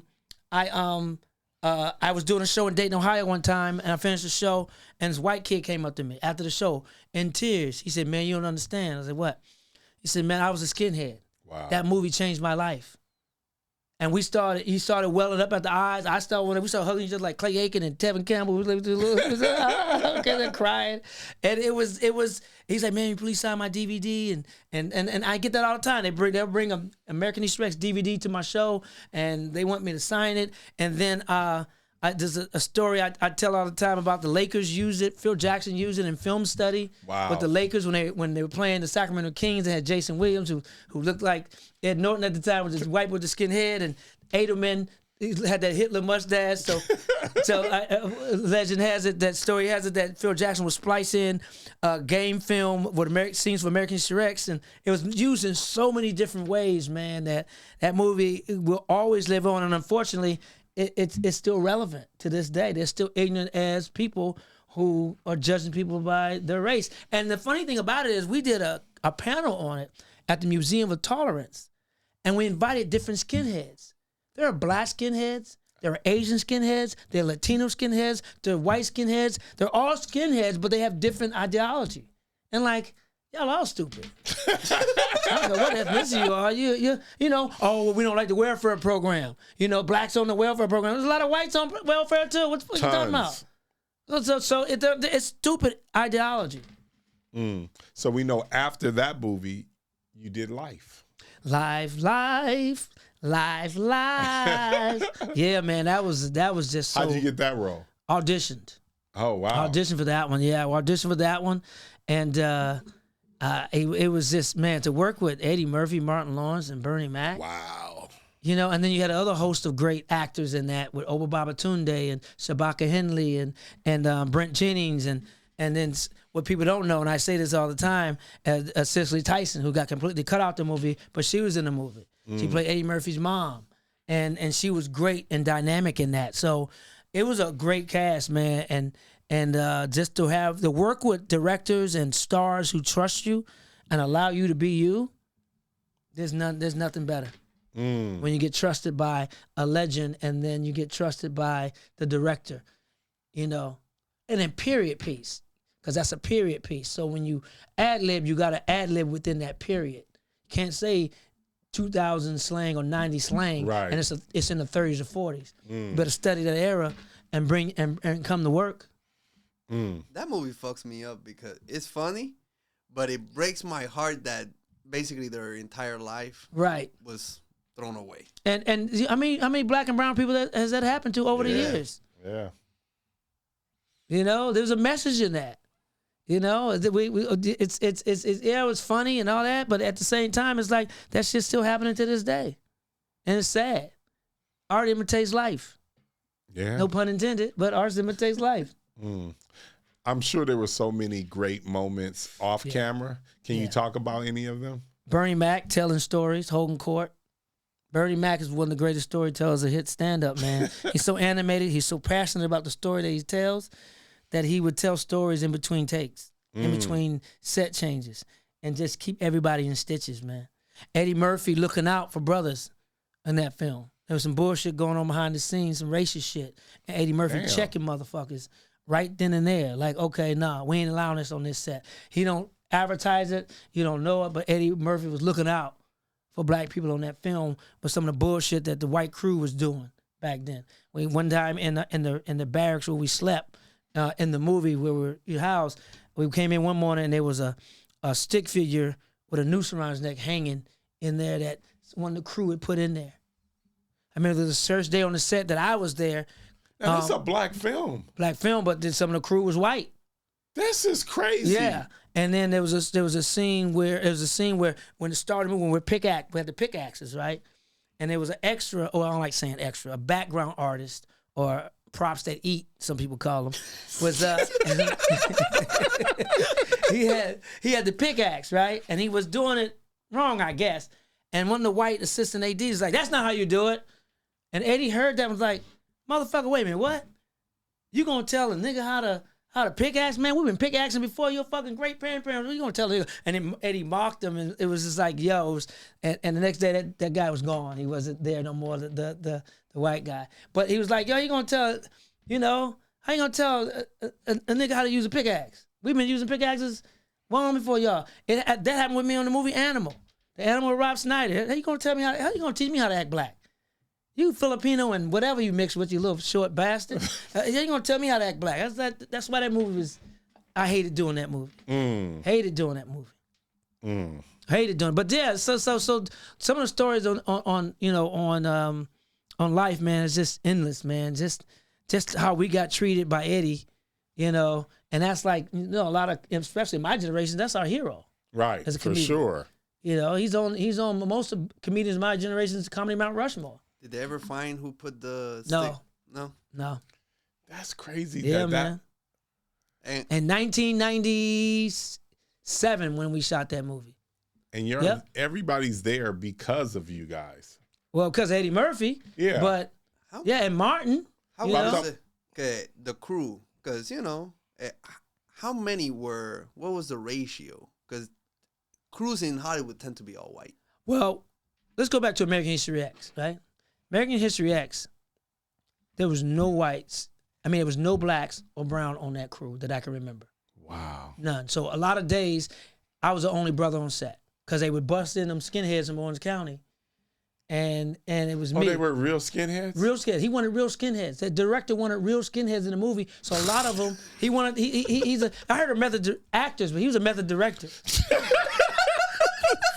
I think he went to Orange County. Bring on the racists. Yeah. He went to Orange County to a Korn concert. Remember Korn, the rock group had a big skinhead following. He went to Orange County to a Korn concert and busted like out all them skinheads, man. And because me and Avery Brooks was never on the set on the same day, So it was either him and all the whites or me and all the whites. And like, yo, it was intense. But it worked. It worked in terms of giving me what I needed for that character. And so on and a lot of crews, man, there's a lot of non-whites on productions. It's kind of like the fire department and police department. It's the good old boy system, nepotism. I know what you mean. Yeah. Now I know you're not a big fan of The Animal, but no, not a big fan of the movie. Yeah, The Animal. but I'm a fan of your scenes, the reverse racism thing. Yeah. Like, I go to a dark place every time I think of that movie. Then we won't go. I really do. No, but we talk about it though. Let's talk about it. So Rob Schneider knows I don't care for him. He left notes in clubs, comedy clubs, because he knew I was coming. By, hey man, get on like you've been spit on or shit on. Sorry, I'm supposed to be better. I'm supposed to be a better person. It's interesting because like now, I feel like everybody's more radical than before. Like now people are not as afraid. And he's MAGA. Yeah, exactly. The on MAGA top of thing. Yeah, that's the thing that's what's killing crazy. me. Yeah, you too short to be MAGA. His little ass. So you're not a fan of filming The Animal? No, not at all. Because I couldn't, like we talked about earlier, on the set of Good News, Ed Weinberger let me go, gave me the green light, and I shined in that show. On the set of American History X, I'm opposite one of the greatest actors of our generation, Ed Norton. I could freestyle. Right. Right? On the set of Life, with one of the greatest comedians and three greatest comedians ever to touch the mic, Bernie, Eddie, and Martin, they let me go. Now I get to The Animal, and you want to handcuff me? As someone who doesn't have the talent I got more time on my pinky than in Rob Schneider. He's probably the same size as my pinky, actually. And now you wanna handcuff me because you're insecure and intimidated by what I'm bringing? Because that's what it was. It was trying to control, me as with my natural gifts. So he felt like you were still in each scene? Well, he was afraid of that because in Deuce Bigalow, Eddie Griffin stole every scene. Got you. Yeah. So it was like, okay, we ain't gonna let a nigga do this again. And because I'm respectful and I was still kind of green at the time, being respectful, but I tried to get off the movie. After 2 weeks of rehearsal, I called my managers like, yo, get me off of this. What? No, get me off of this. Because we were rehearsing, and I was like, yo, it'd be funny if I say this. No. And I say, no. You do more like, I'm like, get me off this movie. They're like, no, we'll talk to the director and we'll see what's going on. And, because Adam Sandler, I believe, is the one who put me in the movie. Got you. It was Adam. Shout out to Adam Sandler, who another legend, you know? So Rob was just threatened because even in the audition, first audition, I was there. Our audition, he wasn't there. And I killed it. And I don't kill auditions. I'm not that great, but this one, I improv'd. I did it the way it was scripted. And I asked them, hey, can I do it my way? They said, yeah, go ahead. And I did it my way and killed it. Came back for the second audition. He was there.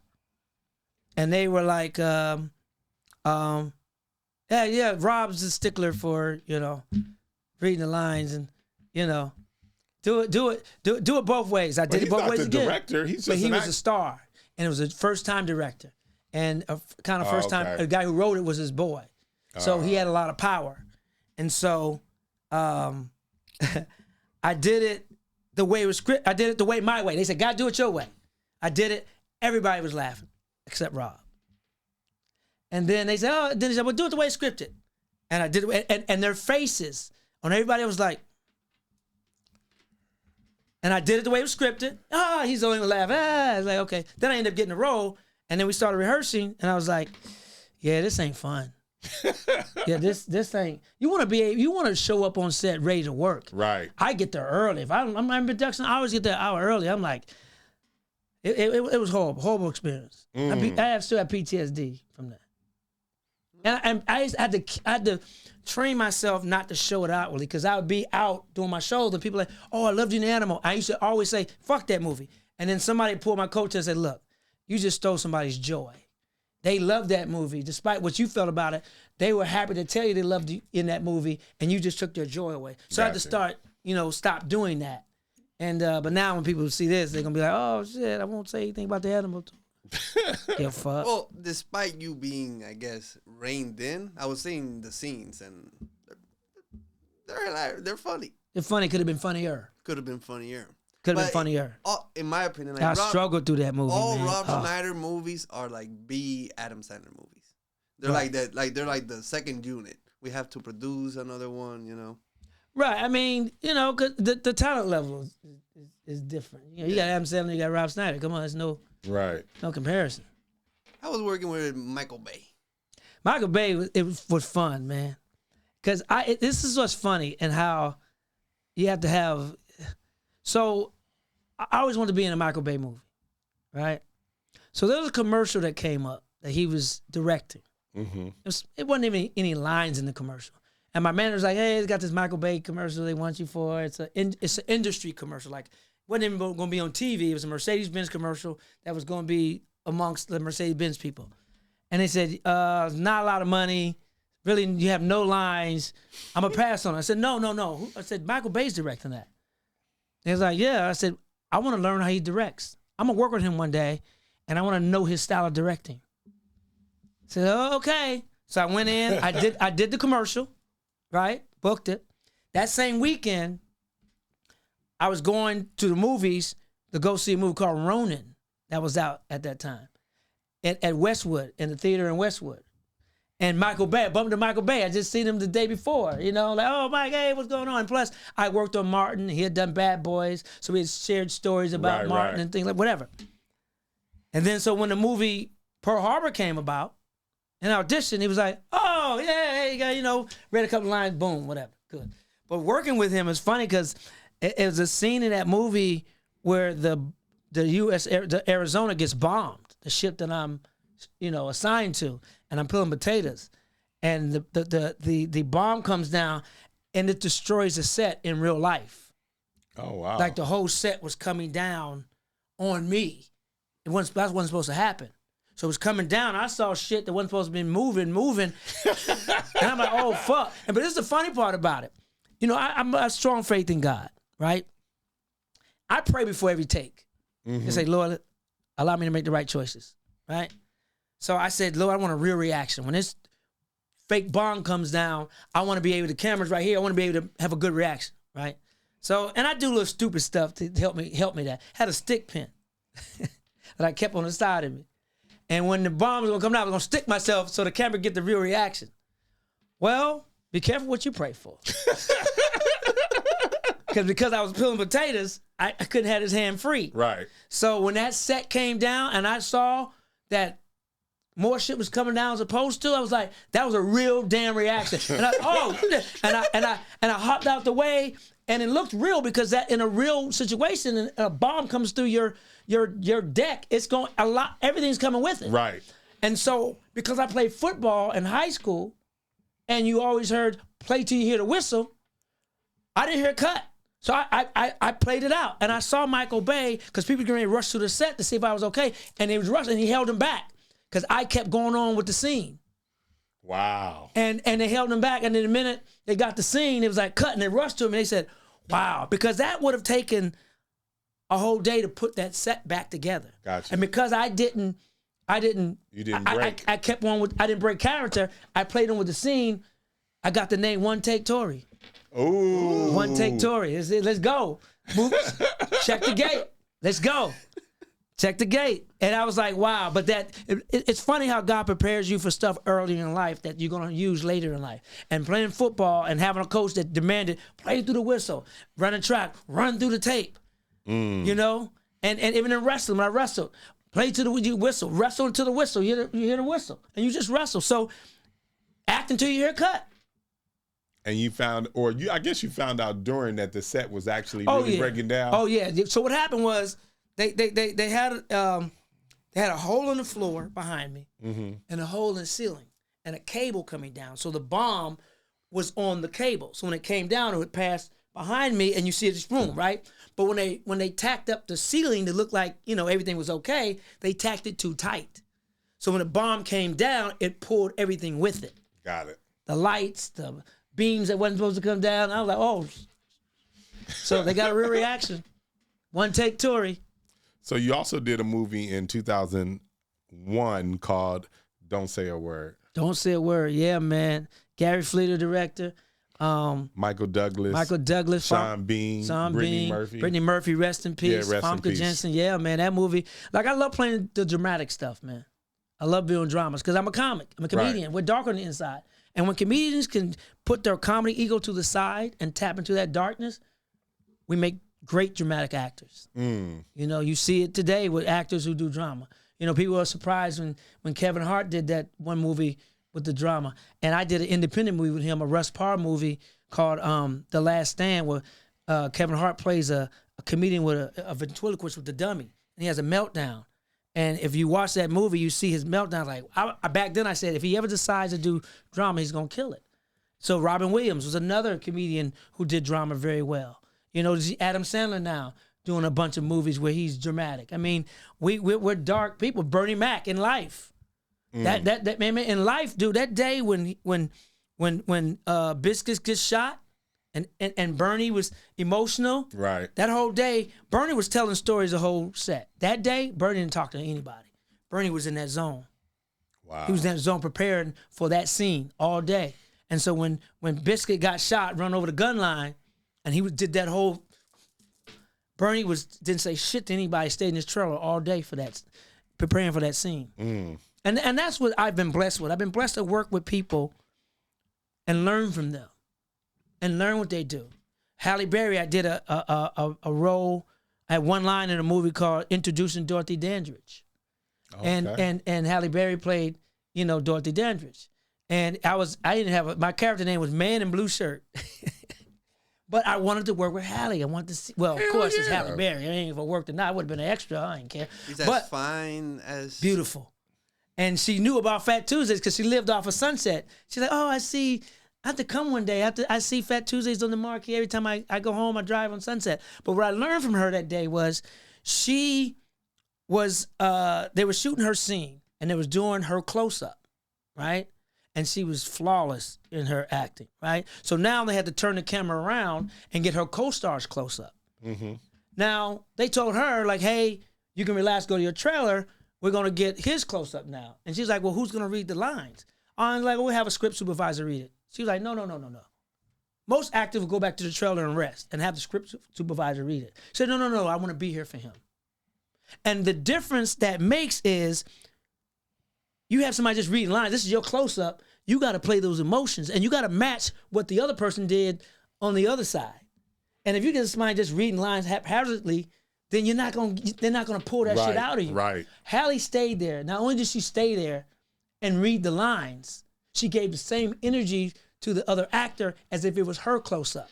So when they turn around and match the scenes, it matches. And she did every emotion, and she didn't overtalk to step on his lines. And I learned that day, like, wow, that's a professional. And then it came back to benefit me because doing a movie called Runaway Jury with Dustin Hoffman and Gene Hackman, there's a scene where he's doing his closing remarks, Dustin Hoffman, right? The most important scene in the movie where it turns to jury, right? And the day that we shot that, we were shooting in New Orleans. And it was raining that day. And the studio that we were in had a tin roof. So all you heard was the rain. And the sound guy let me put on the headphones. Like, it was horrible. And Dustin Hoffman kept messing up. I felt bad for him. I said, oh, he's past his time. He was messing up, and everybody was getting frustrated. And there's no way they were going to use those takes. So the next day, we're back on set. I'm in my trailer for a while. I said, what's going on the stage? What's they shooting? Oh, they shooting a scene from yesterday. I said, what scene? They said the one with Dustin Hoffman doing his closing remarks. I said, well, who's in the jury box? So we were all there. They said, oh, I got the camera set up in there. I was like, what? But who's giving them? So I went over there. I said, do you mind if I sit in the jury? All the cameras are here and he's there. And I gave my contact the whole thing. So he have somebody to play off of. I'm telling you, when I tell you, that day he was flawless in his execution of that scene, completely different from the day before. And it had nothing really to do with me. I'm gonna tell you what he was doing. That's what I learned. If they wanted to use that scene from the day before, they would have to loop all his dialogue. And looping means, you all know, but for the viewing public, looping means he has to go into a studio, look at it, and try to match the words, and the emotion is gone. You're not in the moment anymore. And he's like, I'm not going to loop this. So I'm going to fuck up. This is my assumption. I'm going to fuck up today because they ain't going to use none of this with this sound. And we're going to have to do this shit tomorrow. And the next day it didn't rain, and he was flawless. Like the other day didn't even happen. The day before didn't even happen. And I sat there like, wow. He didn't want to loop that scene because this is the scene that turns the jury. And if you don't sell it, then it's going to make the movie fake. Gotcha. And I learned a lot today, but because of Halle Berry doing that for her co-star, I took that into that and gave him that energy that he needed from someone, not the camera crew, digging their nose and picking their ass while he's doing this scene that turns the jury. And that's why it's like I've had some of the greatest acting lessons from being on set, studying the greats. Did he? Well, I'm sure he know. Did he? He said thank you at the end. He said thank you. No, he said thank you. That's dope. He said thank you. Thank you for being there. That's dope. I was like, yo. But that's just, man, being a fan of the craft. So we know you also had a relationship with Tupac. Yeah. And he was a big part of your life. Maybe you could talk about a little bit of that. I mean, my brother Joe had the real relationship with Tupac. I had it through Joe. I met him through Joe. Poetic Justice, right. Okay. And so he would come to my shows. And he knew I was doing stand-up because that's how Joe introduced me. Hey, my little brother just moved here. This little nigga trying to do stand-up. But Tupac was always come to my shows, always see me out. He's like, yo, man, get out your brother's shadow, create your own lane, be your own man, fuck Joe. That type of thing, man. So, I always took that, and I always took that always had positive things to say to me, so when he passed away, man, it was tough because, You know, he was that guy that was always in my ear and helped me shape, my point of view. Because I was trying to be my brother when I first started. And when you're an artist, you emulate who you look up to. And then all of a sudden, you end up being, yourself. And I remember doing a show with DL in Bermuda, D.L. Hughley, and I was doing comedy 8 months. And we was just talking, he was dropping gems on me. He said, man, it's so funny when you first start doing stand-up, you try to be everybody else but yourself. And then after a while, you're like, I was funny just being me. And you look at that in sports. You look Kobe. Kobe was emulating Jordan when he first started. And then he finally found his game, his style, and he became the Black Mamba. Right. But that's what you do when you look up to somebody. You study them so much, you almost morph into them. You really become them. And sometimes you got to break it. You look at DC Young Fly, who you can tell was influenced by Chris Tucker a lot. And then DC Young Fly ended up finding his voice. 100%. Yeah, he found his voice, and now he's his own person. And a great student of the game. Can you give us a good Tupac story since you spent so much time with him? Man, there was they used to have this hip hop open mic night on Sunset at a place called Carlos and Charlie's. Okay. Right? And I was hosting it. I don't think I was doing Comedy Year because Poetic Justice was coming out the next week. Gotcha. Right? So he was in there looking at some artists who was on the open mic. And there was some camera crew in there. I got to find this footage. But Tupac was in the house.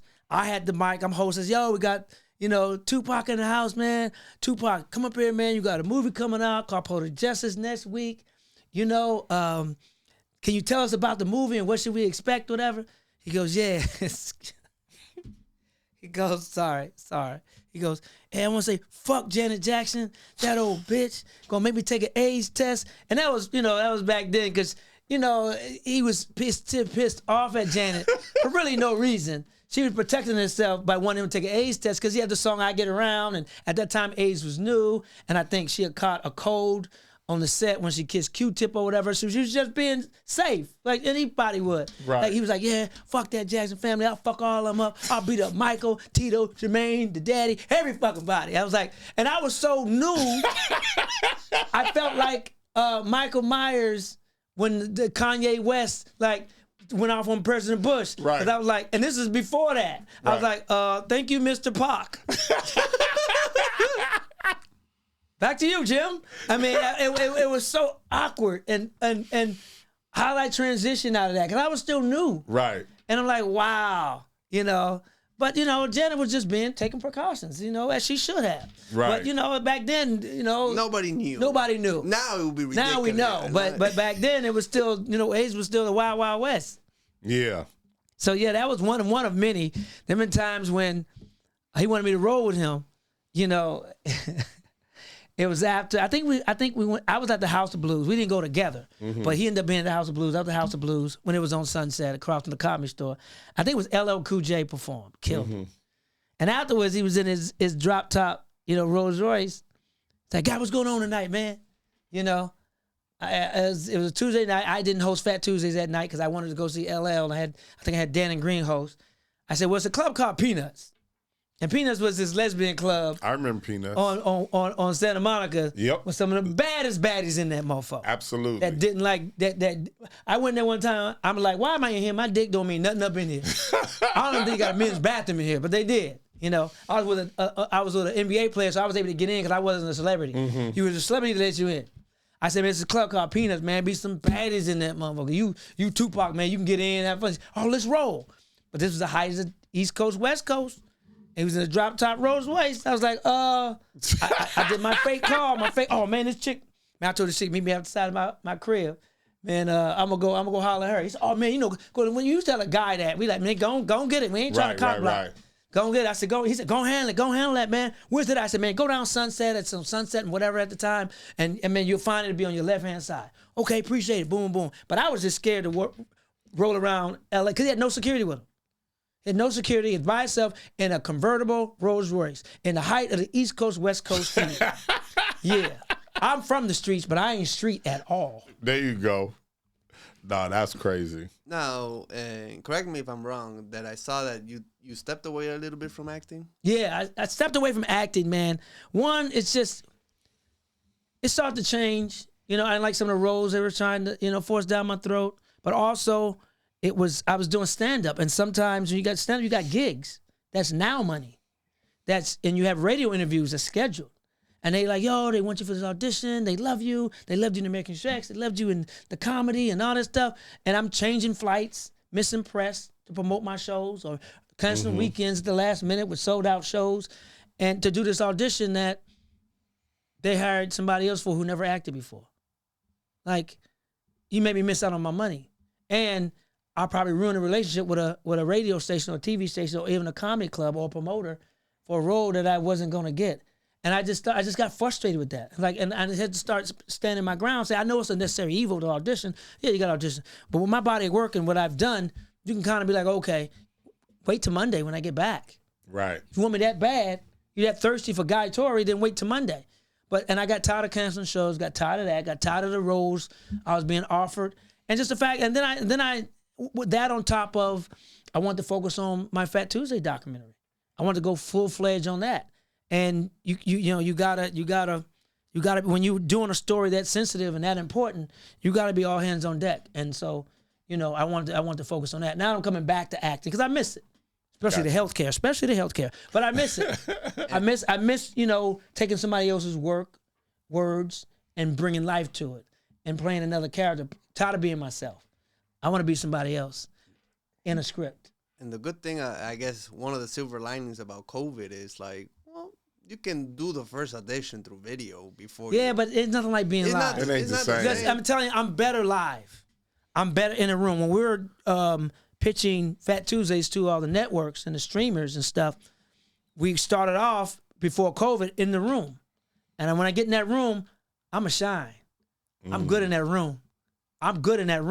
Then we went into Zoom and was pitching and doing Zoom. I was still good, but it's not the same.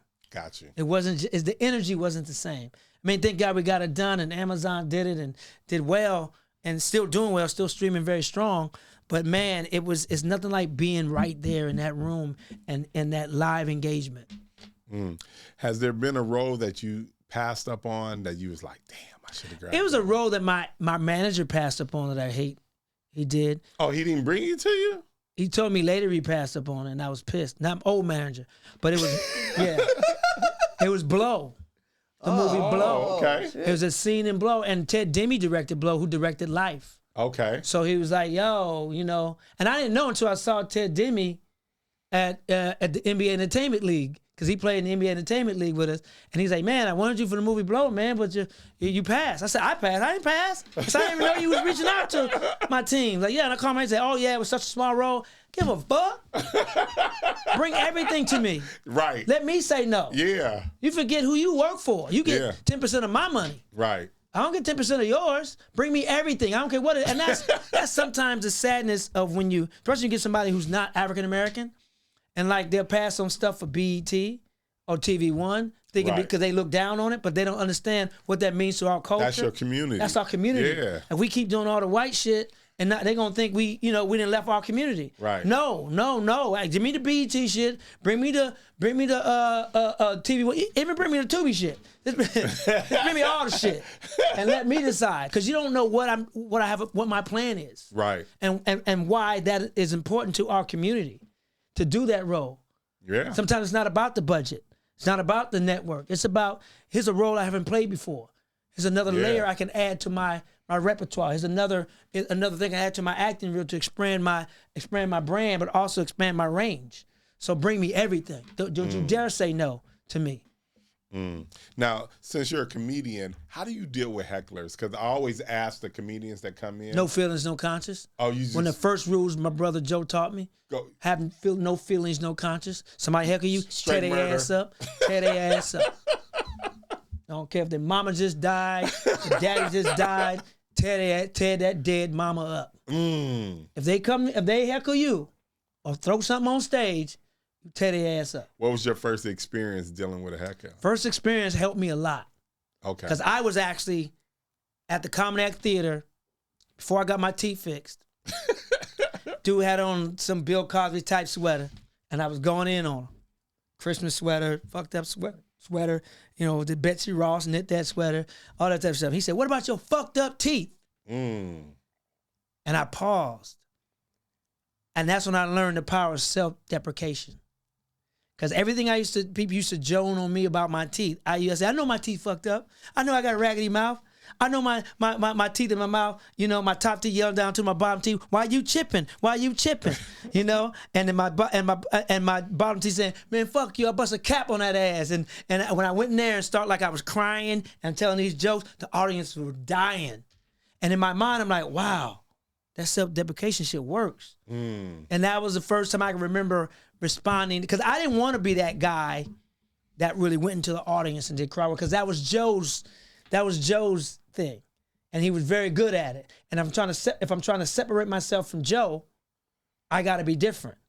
I got to be. He writes, but I want to rely on my writing and have a different point of view from Joe. Joe worked out. I want to not work out and be skinny. So people can know the difference. I'm gonna wear glasses because Joe don't wear glasses. I'm gonna be different from Joe because I always got mistaken for Joe growing up anyway. From teachers he had. Joe was so bad.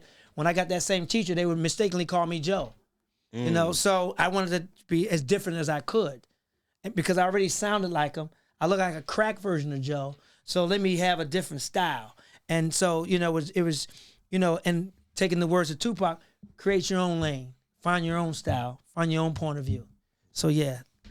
Now speaking of Joe, what was you guys' relationship, or how is you guys' relationship? It's it's good. It's a love-hate. It ain't quite Cain and Abel. I ain't quite killed him yet. But we're two alpha males. Right. We're like our dad, and one of my older sisters. We're all three of us are alike. We're leaders. My name means leader. My first name is Robert. It means shine. It means bright. My middle name is Guy. It means to lead, to guide. So I'm a natural leader. It's in my name. It's my assignment from above. Joe's a leader too. My dad was a leader. I'm named after my dad. My dad was a drill sergeant.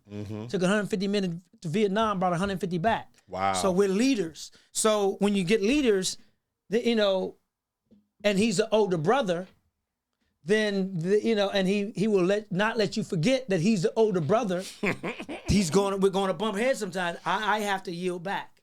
I have to be the one to be like, okay, all right, but not for long. But I ain't no punk. I'm gonna be respectful because you big bro. But at the same time, it's like, so there's times when we do butt heads, and I don't like them, and when you start talking to third person, and it's like. Joe Torry. I know who you are. I'm Guy Torry. But I learned a lot from him, and doing being his brother. I mean, I wouldn't be in this game if it wasn't for Joe. That's right. Period. I mean, he was a pioneer. He was a trailblazer, and I came right behind. He made it easier and harder for me. He made it easier for my parents to accept that I'm going in entertainment, but he made it harder because now I have expectations. Right. Like now, Joe is here. He's great. Joe's great. So, okay, what little bro gonna do?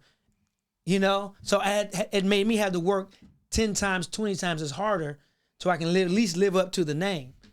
When I first started, I went by Guy T, not Guy Torry, because I knew there was some big shoes to fill. And I knew I wasn't gonna be able to fill them until I actually, had some shit under my belt.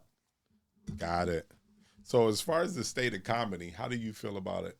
The direction it's moving in now.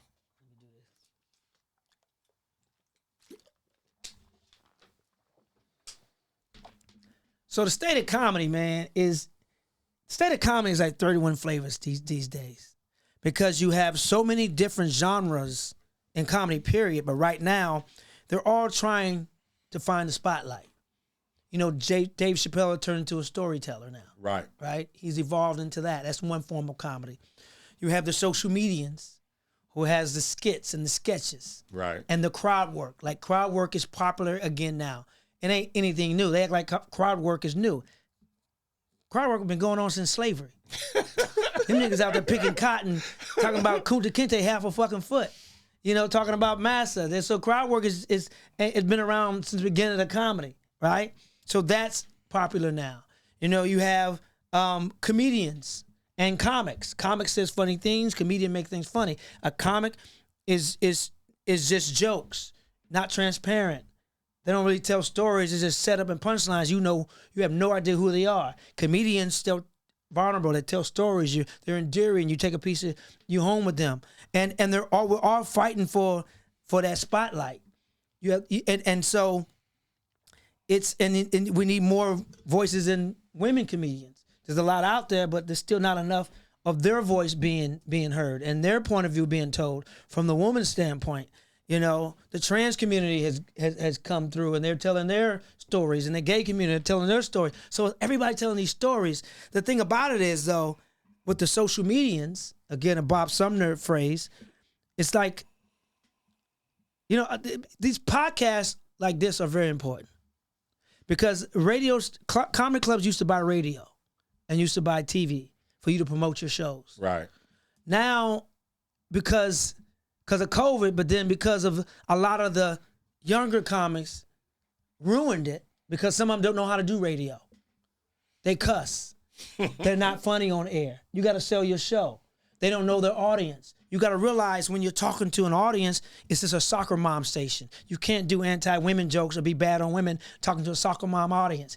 You can't. It's an R&B station. You can't talk to a whole bunch of hip hop when you're talking to an R&B audience. This is a classic acid rock station. I don't care what you feel about Trump. Leave that shit in your back pocket, save it for the stage. So you got to know your audience or who you're talking to. And I used to go to radio cities and do 4 or 5 radio stations in 2 days, every genre. Hip hop, gospel, talk, R&B, classic rock, acid rock, current rock, whatever. And you got to be able to do all those audiences. Now, these young comedians don't have that training.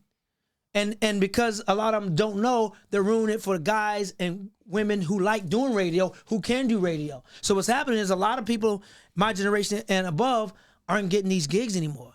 Why? Because they're not selling tickets. Not that they're not funny. No one knows they're in town because no one is talking about them on the radio. And then they don't want to embrace social media, so they're not promoting their shows, so you're missing out. So you set tripping. You tripping because the younger guys are taking your sets.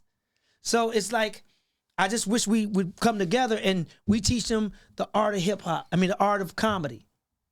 We teach them art of comedy. They teach us the art of social media. We come together and form like Voltron and save this genre. So the state of comedy right now is great, but if we don't do something soon, it's gonna be gone. The state of comedy, live stand up, in its true and rawest form, is going to be gone. It's going to be all sketches and nobody with a point of view or speaking that real shit. And this cancel culture bullshit is just that bullshit. How you feel about the Austin comedy scene? I just left Austin, and this is my first time performing as a comedian in Austin. I hosted a show back in 2013 at South and Southwest, but it was a hip-hop show. I didn't do any jokes. I just brought the artists on stage. Didn't really know who they were back then. And then one of the artists from that show that I hosted did the halftime and Super Bowl show this past Super Bowl. Kendrick? Yeah. Yeah? Yeah, it was Top Dog Entertainment. I had no clue, that these guys were going to blow up to be who they are today. I wish I would have treated them a little nicer. But yeah, it was Kendrick Lamar. But Austin, I just love Austin. From what I understand, it's 2 different scenes. You have the mothership, which is Joe Rogan's crowd. Right. And from what I understand, having been there, but from what I understand for comics who played that, the black engagement as far as the audience is not there. They need to reach out to more black people. But then the subject matter is kind of MAGA, it's Charlie very, Kirkish. Because now it's like, from what I've read, it's like the tide is turning. Because before Trump was elected, it was like, oh yeah, they're trying to take our free speech away. Right. And now you won, and then you're still like punching the people that lost. Yeah. Yeah. And so like the other club I did, Cap City, which is in the Domain, a different part of Austin, is like your comedy club that I'm used to. It's mixed. Right. It's a very multicultural audience, and it's cool, So, but Austin, the city itself, is amazing. I loved it. I ain't gonna lie. I'm not a Texas, red state person, but Austin is fucking awesome. They should change the name to Awesome instead of Austin, because it's not being weird anymore. It's getting a little bougie. No, they said about keep Austin weird. That shit getting a little bougie now. Where I was in the Domain area, a lot of broads though, a lot of women. Oh, they were beautiful too. Oh my God, beautiful women walking around the Domain area. Woo! Not a lot of us though, unfortunately. Not a lot of black people. Not in Austin? No, not a lot. Not in that area. It could use more black people in that area, the Domain. Yeah, I heard it's a progressive city. Yeah, very progressive, very beautiful. You know, like that Gucci and Louis and you know these high end stores. You know, and white women with blue hair. They got that too, but they got the blonde bitches too now. Yeah. Let's not get it twisted. They showing cheekage and long legs. Not that's what I'm into. I mean, you know, but I can't deny beauty. As Thomas said that snow bunnies are. You know, yeah, it's snowing. It's Aspen instead of Austin. It's Aspen. It's a lot of snow bunnies, and they hopping around. What's your top 5 when it comes to comedians? I hate that question. I know you do. I hate it. Let's just say who you like. Here's the thing. Okay. So, because I ask comedians, because there's so many. I've been influenced by so many. When you study the craft, you know, you have you take pieces from everybody. Right. George Carlin, Bill Cosby, storytelling. You know, Chris Rock. You know, Chappelle, Martin, Joe Torry, Richard Pryor, right. Whoopi Goldberg with her one-woman show style, the way she digs into a character and becomes that character. So you take from everybody. Stephen Wright, the way he writes, you know, you take from some of everybody. But I always ask comics this. If your life depended on it, and you had to pick one comic to do a set to save your life, who would that comic be? Oh, God, I can't wait till you say who's yours. Bernie Mac. Bernie Mac. Bernie Mac. I was the first host of the Kings of Comedy Tour. And I was also in Life, as was Bernie, in both. So I spent a lot of time with Bernie, right? During the week we were shooting Life, the weekends we were doing Kings of Comedy Tour. And we did 52 shows. I did 50 of the 52 shows. What did you do on the Kings of Comedy? I was a host, first host. It was me, Cedric, Bernie, and Steve. DL wasn't on the tour. I was doing comedy 5-6 years. And Walter Latham, thank God, asked, you know, Bernie, Cedric, and Steve, we didn't know Guy Torry as the host. I had the hottest room in the country, Phat Tuesdays. Okay. And they said, yeah, we like Guy. And I think it's because the camaraderie I have for comedians. As a host, and I'm hosting Phat Tuesdays, I was bringing legends on that stage at Phat Tuesdays. And it was never about me. It's always about bring the comic up and get out the way. A lot of people, comics, don't know how to host. They do too much time. They step on all your material, and you're the host, not even a draw. I knew who the draw was. I knew it wasn't me. So I went on stage and I brought them up. I did my set, stayed away from the material that they were talking about, got the audience here, and brought them on stage. Now that changed because at some point. Is that what happened? I left the tour. And then you left People the think tour. I got fired. And we did a Tavis Smiley BET Tonight. Okay. And I had learned, and that's when I first heard the comic. There's a difference between the term. I heard the difference between a comic and a comedian. Comic says funny things. Comedian make things funny. I had jokes, but I didn't have an act. Gotcha. And those guys, Bernie, Cedric, and Steve, had an act. And every night, I would hear the same jokes, their same set, and laugh hard like I'm hearing it for the first time. And that was like, wow, I want to be like that. So with the combination of me wanting to go play the clubs, because I wasn't in the clubs like I am now. Right. And that's where you build your act and you find your voice in those comedy clubs on the road, doing 7 shows Wednesday through Sunday, doing an hour set, hour 15, hour and a half set. That's where you find your voice. And I wanted that training. So I left the tour. And at the same time, I got a TV show that's paying me 10 times more than what I was making on the Kings of Comedy Tour. So my season was up on that. And I announced it on Tavis Smiley BET Tonight that I was leaving. They were all shocked. I said, because I want to become a comedian. And I said Bernie because when I saw Bernie every night, all of them killed. But when I saw Bernie every night, he left nothing on that stage every night. And would have people crying, people having seizures in the audience from laughing so hard. And as I said, if I had to pick one comic to save my life, and he gave me a lot. I mean, I learned a lot from my brother Joe, a lot from Martin and D.L. Hughley. But I spent more time one-on-one with Bernie because of the movie situation and because we were on tour. And, you know, we'd sit in his dressing room after a show and he'd drink his Michelob Light or whatever, and smoke a cigar. And that's how I started smoking cigars. Bernie Mac taught me how to smoke my first cigar. So yeah, I mean, big bro, I learned a lot from Joe, absolutely, and I learned so much more from Bernie Mac.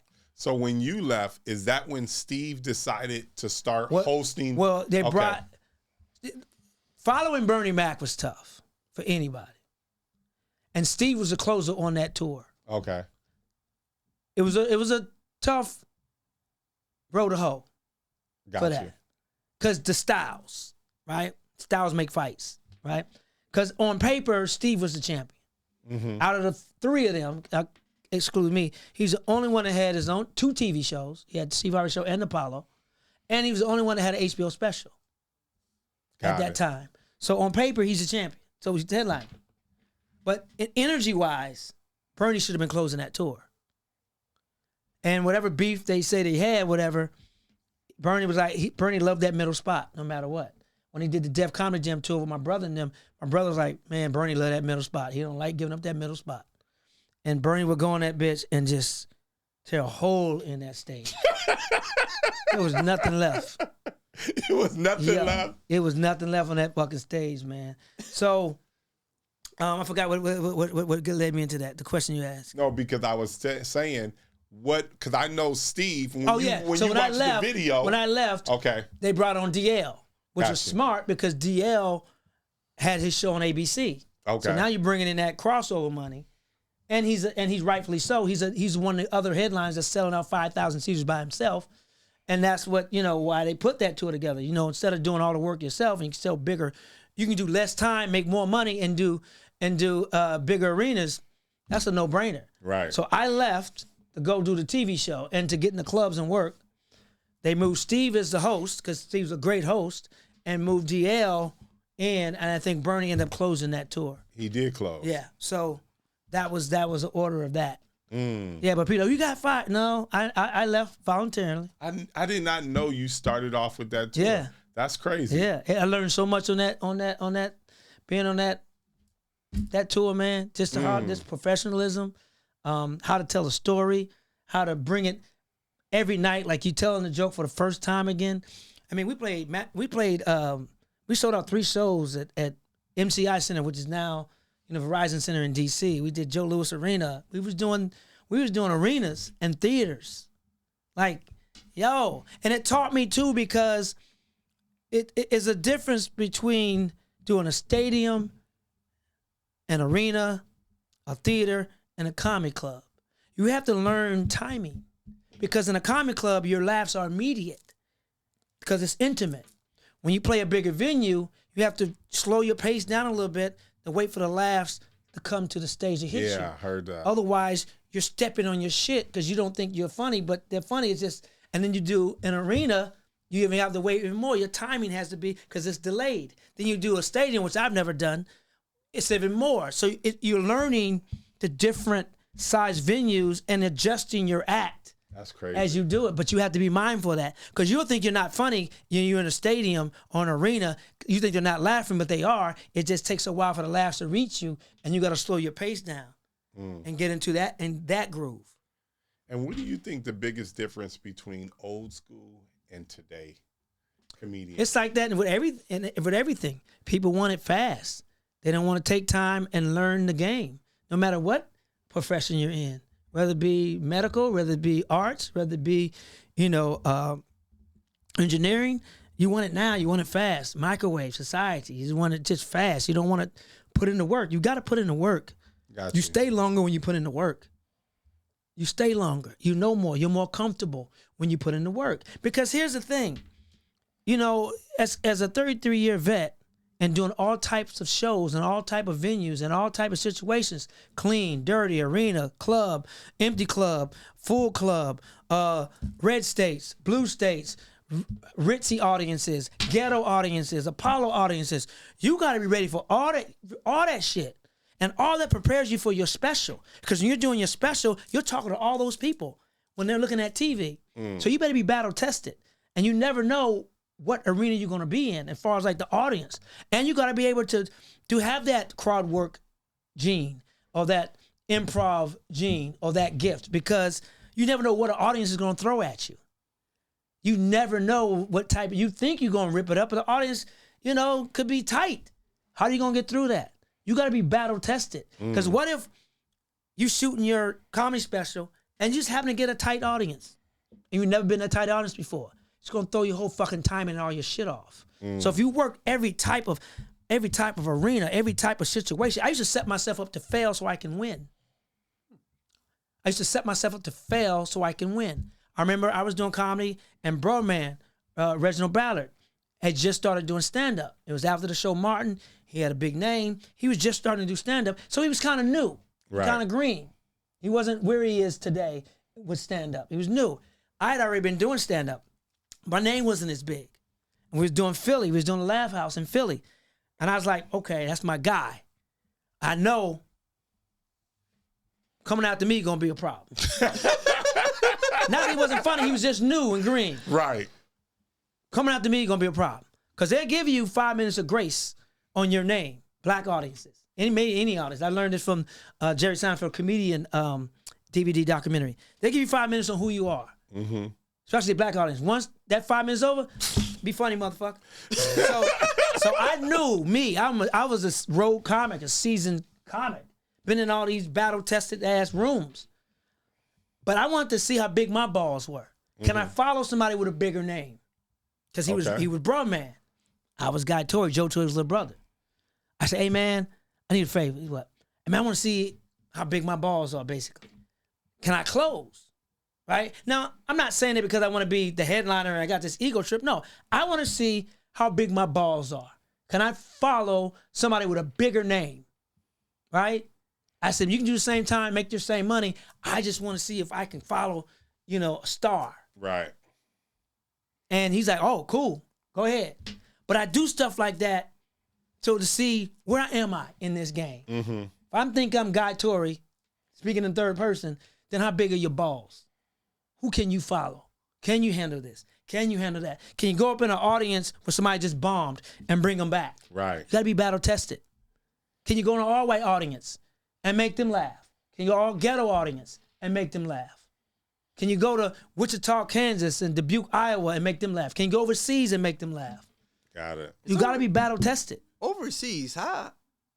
That's where I get confused when I guess everybody knows kind of English. But English, but also you overseas some guy can be military installations. Okay. Navy bases, Army bases, Marine bases. And some are just I did a show over in Seychelles Island. That wasn't Army or Navy. It was for this sheik who loves comedy, and it's a private show. It's another country, and all they say is be yourself. No Muslim jokes. But me being the daredevil I am, I had one I just had to try. My agent hates me to this day because I tried this. You risked the whole country. But I had to try it. I had to try it. And it was good. They laughed. It was good, so it wasn't bad. But she's mad at me. She's still mad at me for that to this day.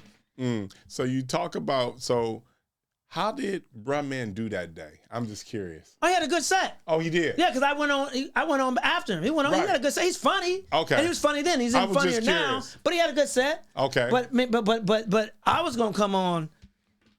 Right. And go balls deep in that audience. Yeah. Like it's Philly. Did you do it because you didn't want to put him in a bad situation? That too. Okay, that's what I wanted to know. That too. That's what I was trying to see. So it was kind of twofold. Yeah. So if he didn't do as well as he did, you would have to bring the room back. Right. And if you would have went on and killed it like normal, then he would have had a tough run. Right. He killed it because he's brother man. He was all brother man. He had a good set. But sometimes it's like levels to this. And at that time, he wasn't on the same level, stand-up wise. Right. Name-wise, he was way levels above me. But stand-up wise, I had been grinding. I had been in these rooms, in these drunk-ass rooms, these bars. with the other thing about doing comedy in L.A., especially back then, you're in the hood sometimes doing stand-up. You're in Inglewood. You're in Compton. You're in South Central. Yeah. There's gangbangers in that room. They heckling you. You heckle back. This comic got beat up in the parking lot. Stabbed in the parking lot. Because they do a mama joke, kill a gangbanger, and now they waiting on them afterwards. That's another reason why Phat Tuesdays was so important. Because you can come to Sunset at Phat Tuesdays and showcase. Because them gangbangers wasn't, someone was coming through, but not all of them because they got warrants. They ain't coming north of motherfucking Wilshire. It's a little different. Yeah. But so that's why rooms like that was important back then. Because that was bringing the hood to Hollywood, you know, in that regard. Because industry wasn't coming to the hood to see black comics anymore because of the riots. Right. But they've seen black celebrities wasn't coming to the hood anymore to see black comics because of what they seen on TV after the riots. Now, I've seen this. Do you utilize this too? If you kill someone in the stand, you send them a drink? No? Fuck them. I bought drinks for people before like celebrating an anniversary or something like that, but... No, I see people like really grind somebody and it's like, I'll send them a drink. Yeah, fuck them. Fuck them. Yeah. Did you know Cosby by any chance? No, never met Cosby. Okay. So my brother has, but I never met Cosby. Yeah. Now you talk about, but you know, I'm getting so many gems from Cosby because sometimes I have 2 openers right now that go on the road with me. I alternate Tony Llewellyn, Tony Tone, very funny veteran comic, but also Louis Dix, who used to open for Cosby and the Pointer Sisters and Luther Vandross. Okay. And so he was opening for Cosby for a long time. And man, when he works with me, man, I'm always like all ears because he got those gems, you know. Leave the pill stories alone, but I want them comedy gems. I mean, you know, Bill Cosby's a wealth of stand-up knowledge. Now you talked about kind of being mentored for Bernie Mac. Are there any young comedians you're mentoring now? I mean, I haven't really taken one under my wing, but when I see the young ones and I have a word, if they're receptive, I'm always, especially the black ones. I'm gonna talk to all the black ones. Gotcha. Because no one's talking to them. No one's telling them the game, the real game. Right. They think it's cute to be on the road and be fancy, but it's a lot that comes with that. You know, a lot of comics ask me all the time, man, take me on the road, let me open up for you. And I'm like, well, do you have an hour? I'm only doing 15 minutes opening up, but you need an hour for anybody. Well, I need an hour because if I tell you, don't be clean, because the job of an opener is to set the table for the headliner. Got you. To stay away from their topics, don't step on any of their jokes, and what they do special, what their specialty is, stay away from it. Headline do crowd work, you don't do crowd work. So do you? The reason why you need an hour is because if I ask you to be clean, can you be clean and still have an effective set? Right. Can you do a mixed audience? Can you not talk about politics? Take politics out your act. Take relationships out your act. Take impressions out your act. Can you take all this shit out of your act and still have an effective, solid 15 to 20 minutes to set the table for the headliner? Got you. So it's more than just going on the road and opening up and looking cute. Do you have a solid hour? And if not, build one and then come talk to me. And it's got to be a funny hour. You can't step on, I don't want you stepping on any of my topics. I don't want you talking about if I'm married and I'm talking about marriage, leave marriage out your mouth. If you're talking about divorce, and I've been divorced, leave divorce out your mouth. Is there a meeting beforehand? I used to didn't talk to the comics and tell what they could or could not say. But if I'm working on a set for something, a TV set or something, and I want to work on certain topics, I want to work on my politics stuff, and you coming out there before, you know, I am, and you, not that mine won't be any funnier, but I just want it fresh when I walk out there. Gotcha. And this is what I learned. So there's a year I did Def Jam. The last year they did Def Comedy Jam in New York, right? I was doing an episode. They taped 13 episodes in 1 week, in 4 days. So I was doing an episode, and I was doing an audience warm-up for 12 of the 13 episodes, right? They had different hosts that time, they celebrity hosts, and of course, 4 to 5 comics on every show. Every show, I went to every comic and said, what are you talking about in your set? If I had a joke that was similar, I wouldn't do that joke for my warm-up set because the topic won't be fresh when you walk out there. Gotcha. Your joke could have been funnier, but it's better when it's fresher because my warm-ups weren't being taped. Their set is being taped, and some of them are being on TV for the first time in their life. And if I go out there and talk about something, step on one of your premises, and you used to kill them with that premise, and now you're on live national TV, this is your TV debut, and it throws you off because they're not laughing because I stepped on your topic already, I don't know how you're going to respond after that. Right. So it's camaraderie and love for the game. Like, what are you talking about? You're talking about, okay, I'll take that out of my set. So every warm-up set I did, I had a different set for everyone if you had a topic similar to mine. There's some comics who don't give a fuck. They want to go out there and be the funniest on the show and you to follow that. Yeah, see, that's corny. That's corny to me. Because I care about the entire show, not just my set. I want the whole show to win. From the host to the features to the headliner, we all win. When we all win, the audience always wins. You have a statement before that, too. Oh, go ahead. It was just, what is it like being in the zone? Oh, being in the zone is a high that I don't think any drug can give you.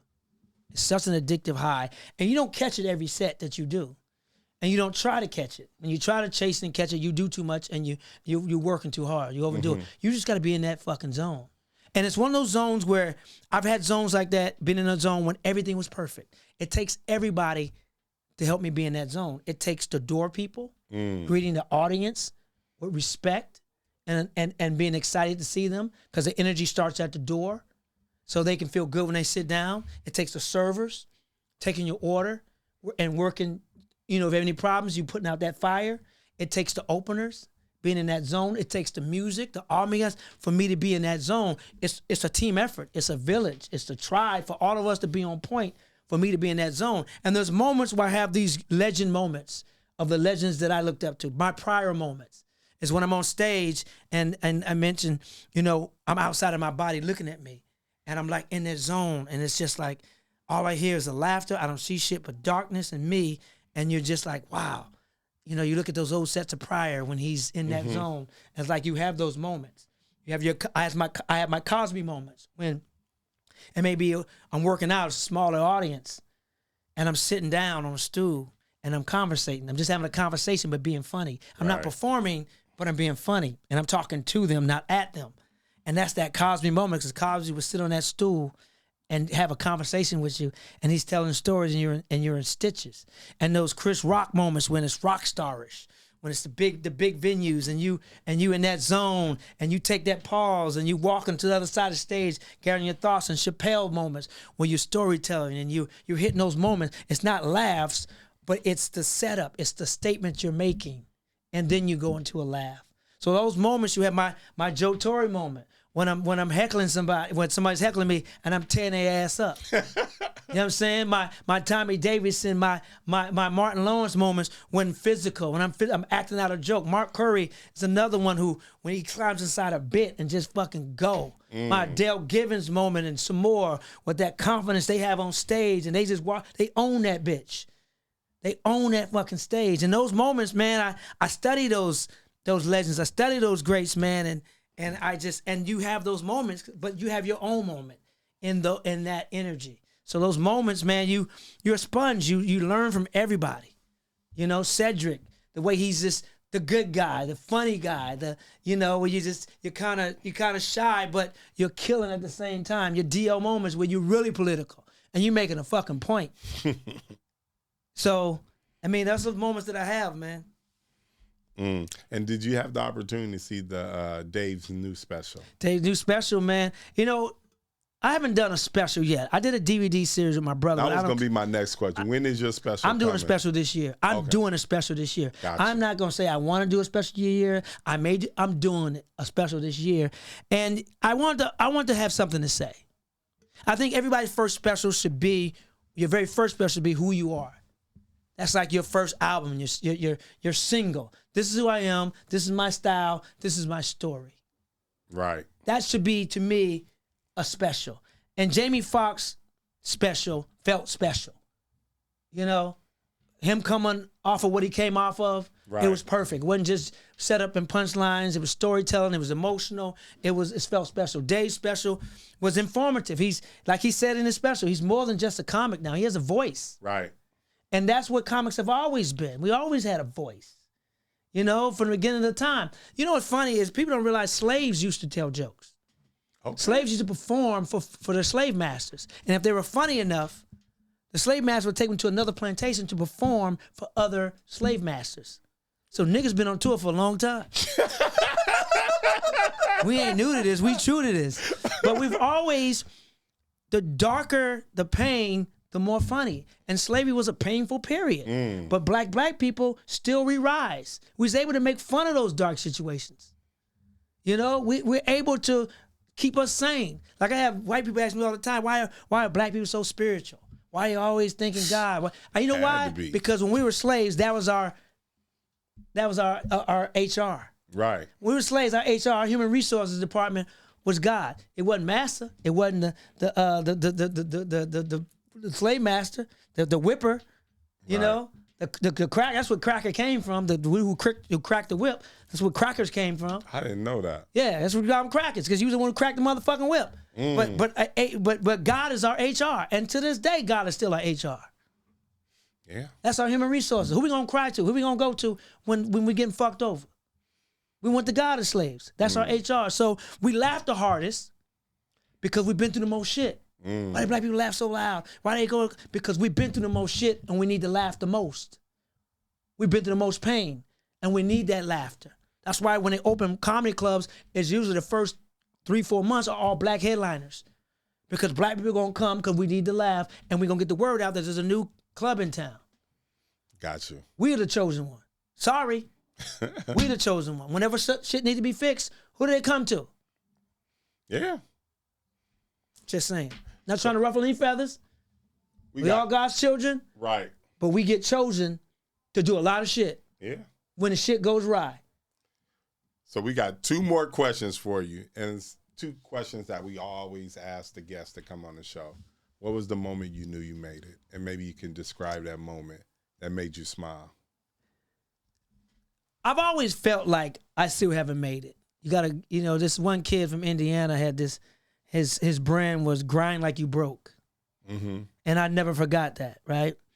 But the moment that I had that I can say, yeah, I can do this shit, it was after a Def Comedy Jam taping one season. I think it was the season where I did all the warm-ups and I did a spot, right? I was walking back to the hotel. This is when Def Jam was taped in New York, off Broadway. I was walking back to the hotel, and there was a Sombreros pizza spot on the corner. Mm-hmm. And I stopped in to get a slice before I went to the hotel. And I was in line. There was a dude standing next to me, his brother standing next to me. He had the Yankee hat on, he had the Timbs on, he had the goose down, had the jeans on. And he recognized me because he was at the tapings. He recognized that, yo, you mad funny. You got love in Brooklyn. And I don't know why that moment stands out the most. I still get emotional. But it was just the fact that, you got love in Brooklyn. And that moment meant so much to me. Like, wow. And then there was another one with my first Def Jam when I had a great set and me and my brother hugged. I was, whew. Is that when Joe was hosting? Yeah. That's dope. That's dope right there. I made him proud. That's dope.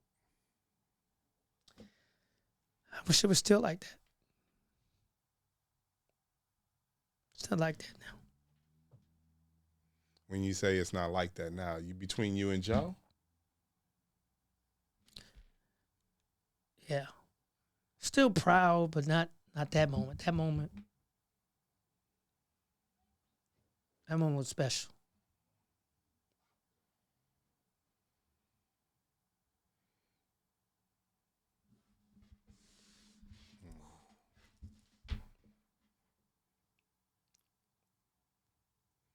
Yeah.